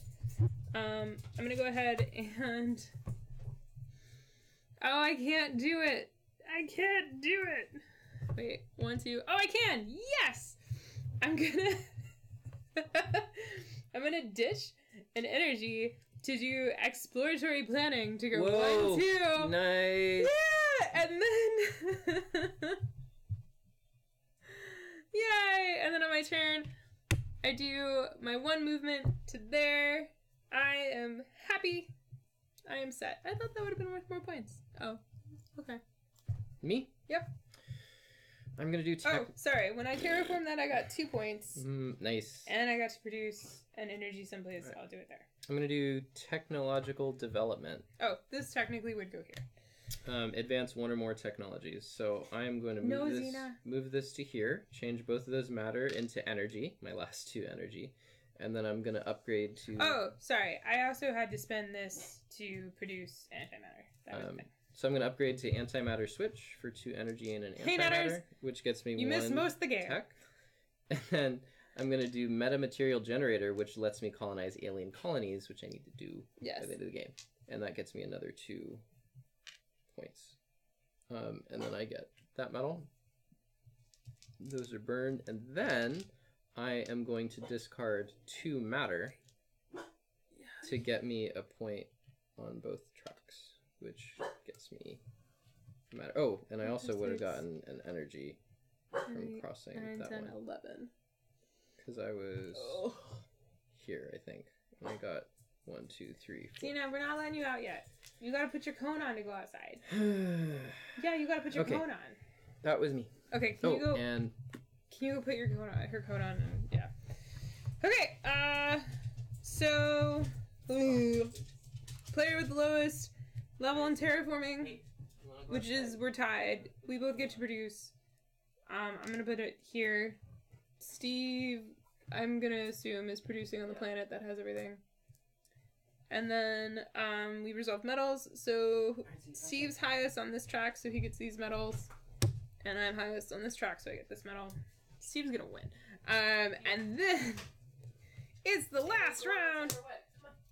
Come on, go ahead. And Steve will go first, but we have to wait. So each player may make one of the following exchanges: 1 energy for 2 matter, or 1 matter for 2 energy, which for the end game won't really matter. So. Yeah. Outside! Go, girls! Okay, maybe she doesn't want out. Well, Ichi's in the way. Ichi, come on. Ichi, go! Go potty! Go! Poor Xena. She walks very special with the coat on. Yeah. The vet actually thought she had a limp. Yeah, the vet thought she had a limp because Xena walks so very unique with her coat on. Okay, it's your turn! Is this the last turn of the game? This is the last round of the game, yes. This is the last turn. We can make exchanges. Okay, so I'm doing colony seeding. Colonize what one or more planets at 0 cost. So I would like to colonize 27. 4. Why is it on the... And 21. 27, 4, and 21? Yep. 21. Some of these are on their colony sides. That's 20. Give me that back. 1. Okay. Oh, wait, no, not 1. Sorry, 4. 4. 21 and 4. Got it. Okay. And then I get... I don't know if it's still visible, but I get 1, 2, 3, 4, 5 of these. So 1, 2, 3, 4, 5. Jerk! I feel like you're cheating somehow. I did much better than him at last game, and this time he's destroying. Yes. Oh yeah, you are destroying the world. I am. Okay. I was too ginger in how I exploited resources in the last I'm gonna do colony seeding. Why was I gonna... Oh, I was gonna burn... Build my energy. I was gonna burn 2 resources. To produce 2 antimatter? Well, I can only produce 1, but I'm gonna produce an antimatter and then go up 1 more. On that one. Which doesn't really matter. Oh, and I don't even have any matter to get, but... Okay. I will colony seed as well for this one. So I get planet 2. And then that is the mine, so it actually doesn't get to be colonized. Planet 2 gets me one of these. And then I will spend this one to get an antimatter cube, and I will spend this one to get another point on that, which is great. Great. It gets you a matter, right? Or, but I already did it. You did it. Oh, no, I didn't have matter. That's the wrong Oh, track. energy. That's the wrong... I didn't advance on that track. Okay. Whatever. Didn't even move from that! Oof. Okay. Steve stole this medal from me. He's a jerk. We can make exchanges if we want, but there's no reason to. So that's the end of the game. So now we use this score pad. And then there is I don't know, the little final scoring reference card is pretty helpful. It's tiny text, but in the first game, I just didn't even check things that got points, and that was definitely a mistake as far as earning points. Yeah. Okay. Yeah. So you obviously know what earns you points this time. All right. So any antimatter that like exists in your system, so not in your resource storage, will get you 1 point. So I get 2 points from that. Get 1. Steve gets 1. Having colonized one of each planet type. Did you do it? I did it. You. I think get you 5 points. Yep. It was. I had to use the last like 6 turns of the game. I did not get a planetary bonus. Nothing else. I did not get a planetary bonus. However, you did get a starship located on a mine. I did, which is 2 points. Steve did not. Then points for technology tracks. I get 4 points from technology tracks. I also get 4 because I have 2. We both have 2 advanced to the top level. 1 point per medal that we have collected. I have 3. I have 7. Yep. Then zones that we have colonies on. I have 1 in colony 1, which is 1 point, and then 2 in colony 2, which is 2 points each. So that is 5 points for me. And then I have 1 in 1, 3 in 2, so 7, 8, 9, 10. Yeah, you're destroying me. All right, and then we get points for where we are on this track. So I will get 7 points total. 3 beyond 3 and 4, and then I get 4 and 8, so 12 I get 12 points. Yep. And then we get points for planets that we have terraformed. I have terraformed 2 planets for a total of 9 points. Which is awesome. Yep. And then I terraformed this one gas giant for 4 points. 4 points. And then secret missions. Mine was colonize at least 1 alien planet. Nice. And I did, so I get 4 points. And then mine was terraform at least 1 gas giant. And you get 4 points. That is easier than an alien planet. I'm just going to put that one out there. Though gas giants, terraforming is more... Did you have to terraform? I had to terraform the gas giant. Oh, yeah, that is harder. That's why when I saw it at the start of the game, I thought it was just to colonize. But terraforming is harder because the gas giants are all... They're either level 3 or level 4 terraforming. Yeah. Okay, so total up. Okay, so 4, 8, 11, 16, 23, the people... 32, 36 points for me. And then Steve gets 6, 10, 17, 27, 39, 43, 47 points! I wrote the wrong number. Steve beat me by 11 points! Which is how, yeah, there you go. 37 to 47, which last night was 42 to 31. So, you know, it's a 10 point, or it's 11, very similar spread. It's 11 point spread. Good game. Yeah. I think we both played differently this game, which I thought was kind of neat. I feel like I played the same. Okay. And it didn't work out as well for me, which is good. So I have a few games. One of my things that annoys me is if I played the same way, if I win and then I play a game the same exact way and then I still win and then I keep doing that, I just don't. It's boring. I don't like the games anymore. Which was my problem with Wasteland Express Delivery Service. Is I played that game exactly the same all 5 times I played it and I won. And I won handily. So I like that I did not win by playing the same exact way. So yeah, that's Kepler-3042. Yeah! Yeah, Angela's gonna come stay I don't know if you're not welcome to stay with us. I'm sorry. I love you, but no. And just gonna come and hang out with us and play games. I'm very excited about that. I am too. All right, Steve. What were our scores from yesterday? Sorry, I'm logging plays too. It's terrible. 36. It was an 11-point spread in both games. Yep, 11-point spread. There we go.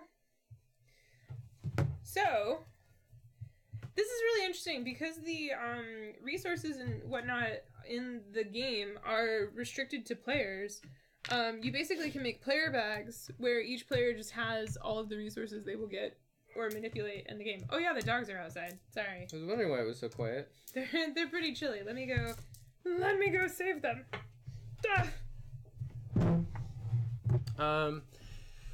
And this sounds really silly, but because each player's own resources, I don't know. I did lock them out. Yeah, the fact that you can player bag the resources is nice. I don't know. I really like that. I really like that every player has their own resource pool. I know there's a lot of games that have like a limited resource pool, but sometimes it only matters if like a player is going hard on resources or if you have max players or whatnot. So each player is having their own pool really lets you just play with and manage them in an interesting way. Like for example, you only have 7 matter and 7 energy each, and some of the awesome planets, like there's planets that'll produce 5 matter and 1 energy, which is awesome, but that's really only helpful if all of your energy is in storage, or it's useful if you haven't already burned a bunch of your energy. So there's kind of this like, you can scale up really well by like colonizing planets and terraforming planets and having this like high production. So if you take an action, you can produce a lot, but it's limited by how you've managed your personal pool, which I think is a lot more interesting than like, oh, Tiffany took all of the gold from the supply, so I can't do it. But that only matters at like 1 point in the game. And this, you have to just manage. Like it's all your fault. Yeah, it's all your fault. Like I had it a couple times this game. I'm like, oh, I'm gonna produce a lot, and it's like, oh, that what I wanted to produce was actually on another planet. Yeah. So like thinking that I was gonna be able to get 1 more cube, but I couldn't. Like I really love that aspect, and I love it more the second time too. It's not something that was like, cool the first time. Yeah, I had that problem where I was like, I need 5 on this planet and 2 on this planet. Oh, I'll terraform them on the same time, but I had thrown an energy into my Kalis pit, so it was impossible to me to do because there was no way for me to get that energy back. Anyway, so I was like, no. And that same thing happened to me. I was going to terraform these 2 planets together, and I was 1 energy short. So I had to make the decision, like, do I wait for that turn that let me, like, reclaim a resource? Do I reclaim the resource that's the energy that I need to terraform 2 at once? Or do I reclaim an antimatter, which would let me get to alien colonies, which would let me colonize the alien planet, which would let me get the points into the game? So, like, towards the end of the game, you have to start making those trade-offs because there's only so many actions. I think that's where the AP could hit hard. Mm-hmm. But because there's few enough actions, and so many of them you won't want to take because they're not efficient at all, that it actually really helps, at least me being AP prone in some games, it really helps narrow down the actions that I'm going to take. Because it's like, well, I know I need to research alien colonies before the end of the game, but action efficiency wise, I want to research 2 tiers of it at once. Mm-hmm. Otherwise I'm wasting action. So I shouldn't even think about doing it this turn. I should just think about how to get it later. So I don't know. I really like I really like that aspect of the game. And I'm kind of interested to potentially play a solitaire. I'm hungry. We haven't had dinner yet. This gameplay is so different from anything we have played in Spaciary. Mm-hmm. And we've played a lot of games so far in Spaciary. We are halfway through the month. And this gameplay is really different. And I totally get the 2x vibe. So in Gaia Project, it's a 4x game. It's a 3x game. You're not really, you're not fighting each other. Mm-hmm. So it's a 3x game where you're expanding, you're exploring, and you're exploiting. There's actually not really a lot of exploiting in Gaia Project. You don't gain anything from the...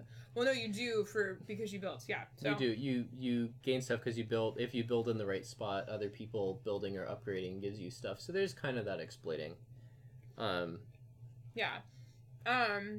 But this totally feels like the 2X part, and it's in a 2X part that I like. It's so different from Gaia's exploitation, that it feels new and different and just very worthy of its own spot. Like, I don't feel like I'm just playing that part of Gaia Project, if that makes sense. Like, technically speaking, we are. It's that concept. But I don't feel like I'm just playing a mini game that is inside of Gaia Project. No, and one thing I'd say is that just having the planets be face down and having to flip them over as you play is really interesting how it's implemented here, because somebody needs to take the actions to flip them over, or the round deck will allow you to flip them over early. So there's this, like, there's almost a game of chicken where I can spend an action to flip some over. And I need to decide, do I want to flip over the close ones or the further ones? Will I actually be able to get to those? And there's a whole bunch riding on what do I explore that isn't really about the mechanics of it. It's more of timing it. When do I do it? Is it worth it to do it? Will the other player do it? Whereas in Gaia Project, you see all the planets on the board at once. So from the start of the game, when you start, you're like, okay, that's the closest red planet to me, and I'm the red race, so I'll be able to terraform that for free if I can get there. When do I need to get there? So you're already kind of planning out how you want to expand, but you're not exploring in the same sense as this. Is like, I don't really know what's out there. So this really has a lot more of the explore feel of a 4X, and then Gaia Project is more about the, like, expand, exploit. Yeah. Loop. Yeah. Sorry, you just made me realize, like, one of the things that I did in this game and the last game was I underestimated the significance of planetary production. So yeah, anyway, I'm just, like, already thinking about what I'm going to do different next turn. I'm just zoning thinking about that. I mean, the thing that saved me was actually... I know in some games, like, getting up to one heavy tech isn't important, but, like, I didn't invest in energy production at all because I didn't want to spend the actions. But getting up to relativity domain, I could produce matter and then convert it all into energy. So I didn't even have to use turns creating energy, which was, like, very turn Angela efficient. is going to go see Nutters and get Indian pizza, which I miss so much. Oh, that sounds so exciting. We used to live really close to Nutters, like, within 40 minutes. And Indian pizza in the Bay Area is the best thing ever. Oh my goodness. That's what I'll make this week. Indian pizza. All right. Well, you had all the spices. We have everything to make Indian pizza. Can Angela hear us now? Angela, can you hear us now? I forget when exactly you're coming to visit, but if it's you're welcome to stay with us if our guest room exists. Put it that way. I was just thinking about you coming and staying with us without a guest room, and I was like, no. But if our guest room does exist, you are welcome. And that is a project. Right now, it is technically separated from our bedroom. No, it's not. It's not separated at all. The studs are up. Yeah, the studs are up. There's no drywall. There's no insulation. No, I know. There's no electrical. I said it's separated, just not visually. Yeah. And physically, if you, like, walk straight through, you won't be able to get through, so you just have to turn sideways. Only if you're, like... You can just staple a sheet up. Yeah, that'll work. The newlyweds would love that. Just a sheet separating their room from ours. That's also probably not to code. I don't think there's a code about that. Yeah, you still have to put an outlet in the middle of the sheet. Is it a wall if it's just a sheet? Maybe. I don't think it is. I don't know. Anyway, I was researching... The reason we didn't get dinner was because I was researching... Oregon codes for electricity inside of bedrooms. So we can do that because we're doing our own electrical work on that room. So, yeah. It's funny when you actually read the code and you realize how many people that bought and flipped houses just didn't care. Like, you need outlets every 8 feet and 12. one on every 12 feet and one on every wall. That's new and exciting and different. And in kitchens, you need an outlet every 24 inches. Every 24 inches? Every 24 inches on a wall surface. You need a kitchen because most kitchen appliances only have 2-foot cords. Oh, that makes sense. Yep. Yeah, we are terraforming the home. That is a great way to do it. Yeah, you have to alternate terraforming your home with resource production, otherwise you run out of resources. Well, and so the great thing about Portland is we have those long rainy seasons, and so during the rainy season we do production resource production, and in the summer grow seasons we do the home renovation terraforming. Yep. But in real life, because of global warming, the production seasons get closer and closer together every turn. Yeah, that's true. The harvest phases. Portland does have its own separate code requirements, but the ones for outlets it's trivial. It's mostly about GFCIs and bathrooms. I read that today too. Anyway, that was Kepler-3042 and the latest update on our guest room situation. Yeah, this is weird not having John here to give his input. John had obligations to play, and it actually kind of worked out because we were trying to think how we would show the main board, which is, it's just a big square. It's a 6-fold square. Or no, sorry, it's a 9-fold square. And so we were trying to figure out how we would show the board and our tech tracks and action boards with 3 players. So it actually kind of worked out that John wasn't here. And this game worked really well 2-player. So yeah, and I think of the 3 main games we've played so far, Gaia, Pulsar, and Kepler, so far this is, I think, the one I would most want to play just 2-player. I feel Gaia Project I would prefer to play really? Just with you. I mean, that's mostly because John won. But well, I was just I was thinking in terms of just pull it out, set it up, play it. Gaia Project does seem to be a little on the longer side. I know we can bust it out. But, I think Gaia Project should just live in the table right now. I really wanted to live in the table. Now, if you said Gaia Project lived in the table and we were just playing, it doesn't. We don't even have to play it in multiple sessions. Just set it up in one session. And play it in the other. That's what I mean. I think Gaia Project should live in the table right now. Sorry, I will tell you Charter Store spoilers, but really quickly, Thursday, tune in for special guest Maggie Bot. Marguerite, our really awesome, amazing friend from Seattle, is coming down to stay with us this weekend, and she's coming in early, and she's gonna come and play Impulse with us because it's one of her favorite Carl Chuddick games on Thursday. So tune in Thursday for special guest Maggie. We'll be streaming at 7 p.m. Normal Pacific time. So there you go. So that is, I'm just super excited about that. Funny story. I think my mom has met Maggie once. So, my mom met Maggie, the first time I met Maggie, which is, she was working as the shop, sales clerk at Card Kingdom in Seattle, and my mom and I went there, and I tried to get game recommendations, and Maggie gave me awful game recommendations, because she thought I was just, a casual gamer, and I didn't know anything. She now apologizes and says, and, feels really bad about it, because she knew at the time, and, all this other stuff. Anyway, so, but my mom knew her and met her in that time, and then, since then my mom knows that Maggie and I are friends, and so she asked, I called my mom and we were talking, and she was like, how's Maggie? Literally, just because I was talking about all the conventions I have to go to, and she was like, how's Maggie doing? Because I go and meet up with Maggie at conventions a lot, so I was like, she's doing great, she's coming to visit! So yeah, I'm really excited. And I'm excited to play that. Impulse. Are you more excited to see Maggie or play Impulse? There's only one right answer to this question. That's see Maggie. Alright. So, that is our Thursday session. Is it Mad Boner or Angela? Angela in the chat asked, Angela asked if we finished Charterstone. We did finish Charterstone, and tomorrow we are going to be playing Game 13 of it? Yes. I think. I don't know what we're doing exactly tomorrow at our, whatever, Space Empires 4X. We don't own it. We can't do it if we don't own it.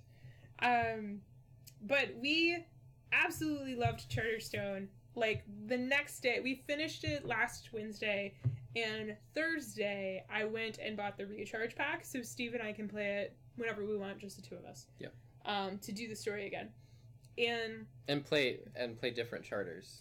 I think that's and play different charters and do different things. And John started his second campaign yesterday. Oh, Cool. for Charterstone with his family, and he is already like, the game is way different because different things happened in his game, and so the game and how you play is very different for him already, and he's only on game like 2. So that makes me more excited to play the campaign part again. So from that perspective, I've heard a lot of mixed reviews about Charterstone where people didn't get really interested in it or engaged with it. It's one of those things where like it really depends on when things come out, and so there are certain things that you can do in the game to expedite the reveal of more interesting game mechanics. So if you feel the game is like pretty light, my suggestion is do the thing that unlocks more stuff. Mm-hmm.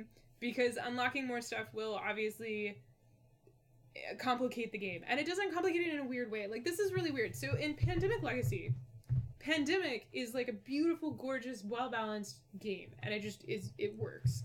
And in Pandemic Legacy, you slowly break that game. Mm-hmm.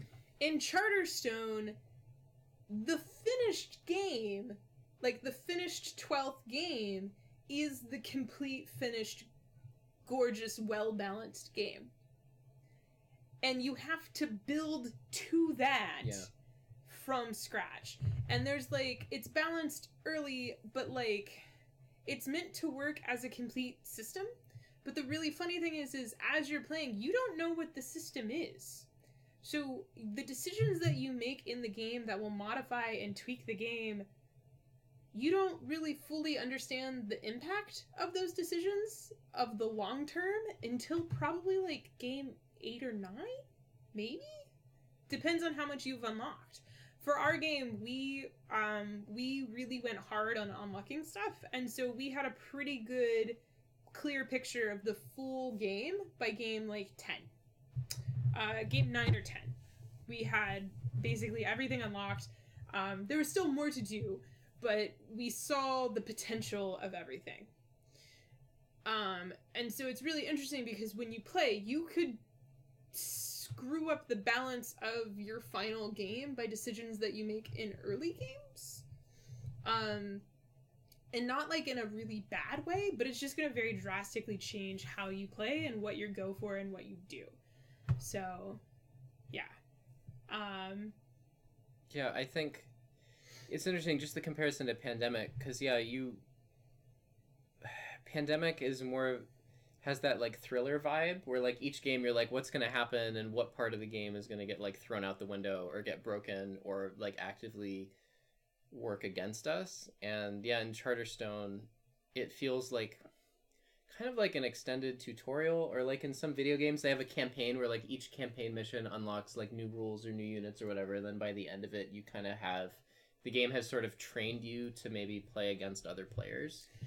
And in Charters, I kind of get that vibe where it's like it's slowly building and adding games, stuff. I get that. No, but I'm saying in the sense that like they are adding new mechanics and new things and new stuff. So by the end of the game, you know, I know what many of the buildings are. I know what many of the engines are. Like it's sort of training you. Oh, yeah. It's like training you in what to do. Because like when certain things get unlocked, they just get like added to the card pool or added to a player. But the players might not know how to use those things until they've played with them for a couple games. Like if you dropped Charterstone Game 13 in front of someone, Pineatters, it might be kind of overwhelming. Oh, but yeah. if you've played up to it, you're ready to go. I think it's... Well, the other interesting thing is, if you drop Charterstone Game 13 onto somebody and they don't know what's going to happen, there's a lot for them to learn. And then there's also, like, why does this exist this way? Like, so many things in that game. Like, you would play a finished, like, Game 13 game, and you would be like, who built this here? Like, what the hell? Like, I really, really want to play other people's Board 13. Mm-hmm. Like, I really want to play. I want to kind of make, like, a, hey, I'll mail you my board if you mail me yours, like, thing. Like, I think that would be super like cool. Like a Charterstone exchange. Well, and that's a good point, where, like, Pandemic Legacy... It's kind of like, well, once you've played the final game, you could play regular Pandemic on it, supposedly. No, you can't. According to things that happen.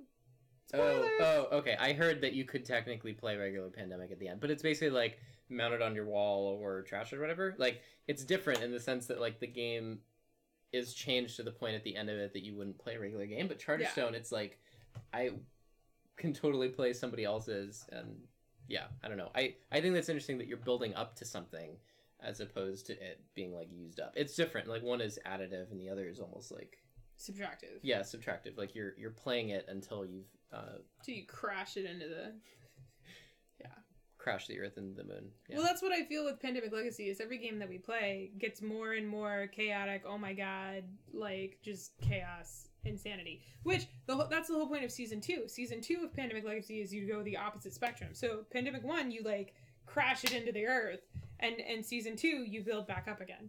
Yeah. In theory, but some people say that Pandemic Legacy 2 feels like you build it up again while destroying the Earth. So that's a whole nother discussion.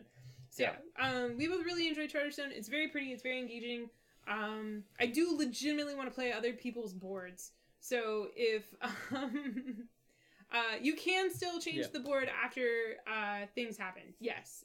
Once you finish the story of the main 12 games, there are things you can still unlock and modify the game. Yeah, and the game has rules for sort of like, I think you can even you can optionally choose to not. Don't spoil. Oh. Yeah, don't. No. That's too spoilery. Oh, just too spoilery? I feel so. Well, I was just saying, like you're saying, you can still change the game afterwards, but it gives you an opt-out if you don't want to change it. Yes, if you don't want to change the game, you don't have to. Yeah, it's because it says in the rule, you can not continue to change it afterwards, so it does give you the option. Which I think is a spoiler, saying that. Sorry. Yeah. Well, I think that's more of just what the rules allow you to do. That's a spoiler! Alright, anyway, I'm sort of like, does somebody want to bring their... Angela! I don't know if you have the suitcase space. And if you don't have the suitcase space, it's totally fine. But when you come to America on your honeymoon, do you just want to bring your Charterstone board? Oh. And cards. You'd have to bring the cards, too, now that I think about it. Why the card? Oh. Because of the people. Reasons? Well, the people and, like, the names of things and stuff like that. And then you'll have different things in the deck, depending on what was unlocked and done. So, if it's not too much suitcase space... that would be amazing, and we could play each other's Charterstones. That would be so much fun. Sorry, I'm just looking up Space Empires 4X. Yes. If you are going to recharge, you are best to not play too many post games. That way, you can still see new content. Oh, we have no new content. We unlocked hard. We unlocked so very hard on our game. Like, it became John's mission to just, like, unlock everything. And John did end up winning the campaign? No, Tony did. Tony won. Tony did. It was a very surprise. I did not see Tony coming out of that as the winner, but Tony won the campaign. Because like every game we played, Tony would just complain about how he wasn't winning and how like all his stuff, and then he ended up winning the campaign. Spoilers. Yeah. So, all right. Speaking of spoilers, we're gonna eat dinner and watch Doctor Who because we watch Doctor Who now in the night because it's spacey weary. So we watch space stuff. How are you feeling? How are you feeling about watching tonight's Doctor Who episode? Spoilers. Oh. Is this a Christmas? This is a Christmas special. We just watched Dr. Donna, with the Daleks, and the 27 planets. We just finished that two-parter. Spoilers. That's big enough, I feel. Mm-hmm. New content includes different choices to that. That's true. Yeah. We need a time-themed month. I was trying to think what other themes we would do. Time travel. I have decent. I have a good number of time manipulation and time travel games because I find them very interesting, but they're hard to get good ones. Yeah, and they're not. I don't think I could do a month of it. They're not something that would.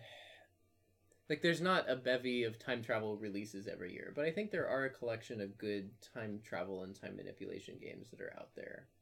The most interesting and wacky ones do involve like time style manipulation as opposed to it just being thematic. What is the one? The time travel agency one that we have, the Scott Holmes. Loop Inc? Loop Inc, yeah. Yeah.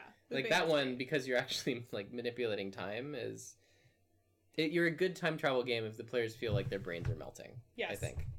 Because Yeah. they don't have Like half. if Doctor Who came to your house and wanted to play a board game with you, you would not play Loop Inc with him because he would destroy everyone. Like I'm pretty sure if the Doctor came to our house and we wanted to play games with him, or them, because gender is relative to them, we could pick some games that they would be good at, but we could still play. I think depending on their personality, We might have to do random chance. depending for on their some parts. personality, I would be worried that not out of malicious intent, but that they would help plan other people's turns on their turn. I would. Well, you haven't met the one I'm thinking of that would come. Sorry. I'm just saying, if someone is, very hyper intelligent and sees all the possibilities, I would hope that they would refrain from planning other people's turns. Be like, oh, you should just do that.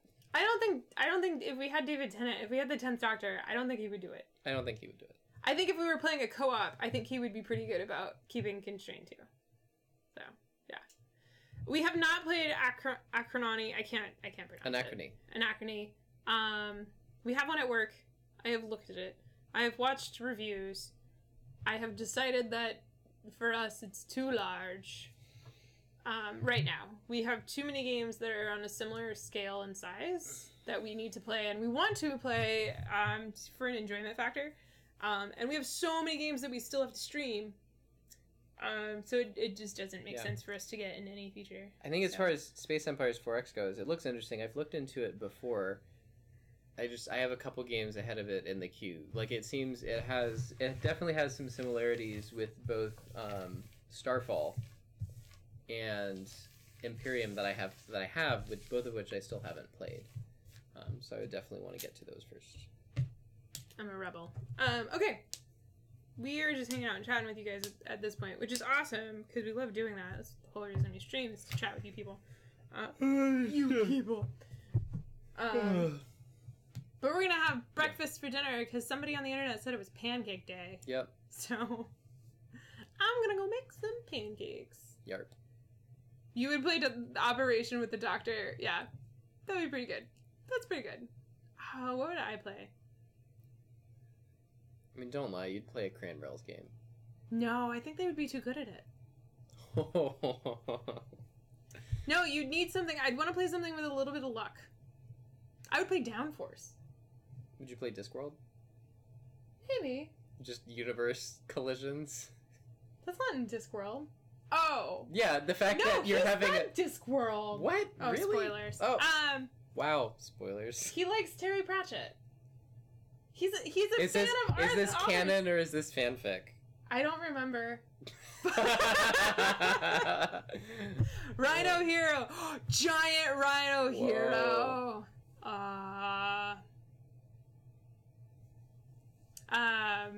right. We gotta go. All right. We're hanging out. Stop being fun and nice. Stop being fun. All right. We will see you Thursday with Maggie. Yay! For Maggie's stream. Kabuki, I know you're gaming, but there we go. Enjoy. His name is Sam. I don't know if he's Cabby Sam. Enjoy your games. Yep. All right. I like this. Yeah, I do like this game Kepler. too. But it made me want to play Gaia. Or maybe our talk about Gaia made me want to play Gaia. I think our talk about Gaia maybe, and it made me want to play Gaia too. But yeah, this was great. We're still on the internet. No. Okay. Okay. Good night. If you're watching live and you're still on YouTube, make sure you give this video a thumbs up. If you're watching on Twitch, make sure you give us a follow. It's like a little heart. I wish you could give it more than once, because I would give you my heart. Bloop. Okay. No follow. Yep. All right. Good night. Good night. Such fun. Such fun.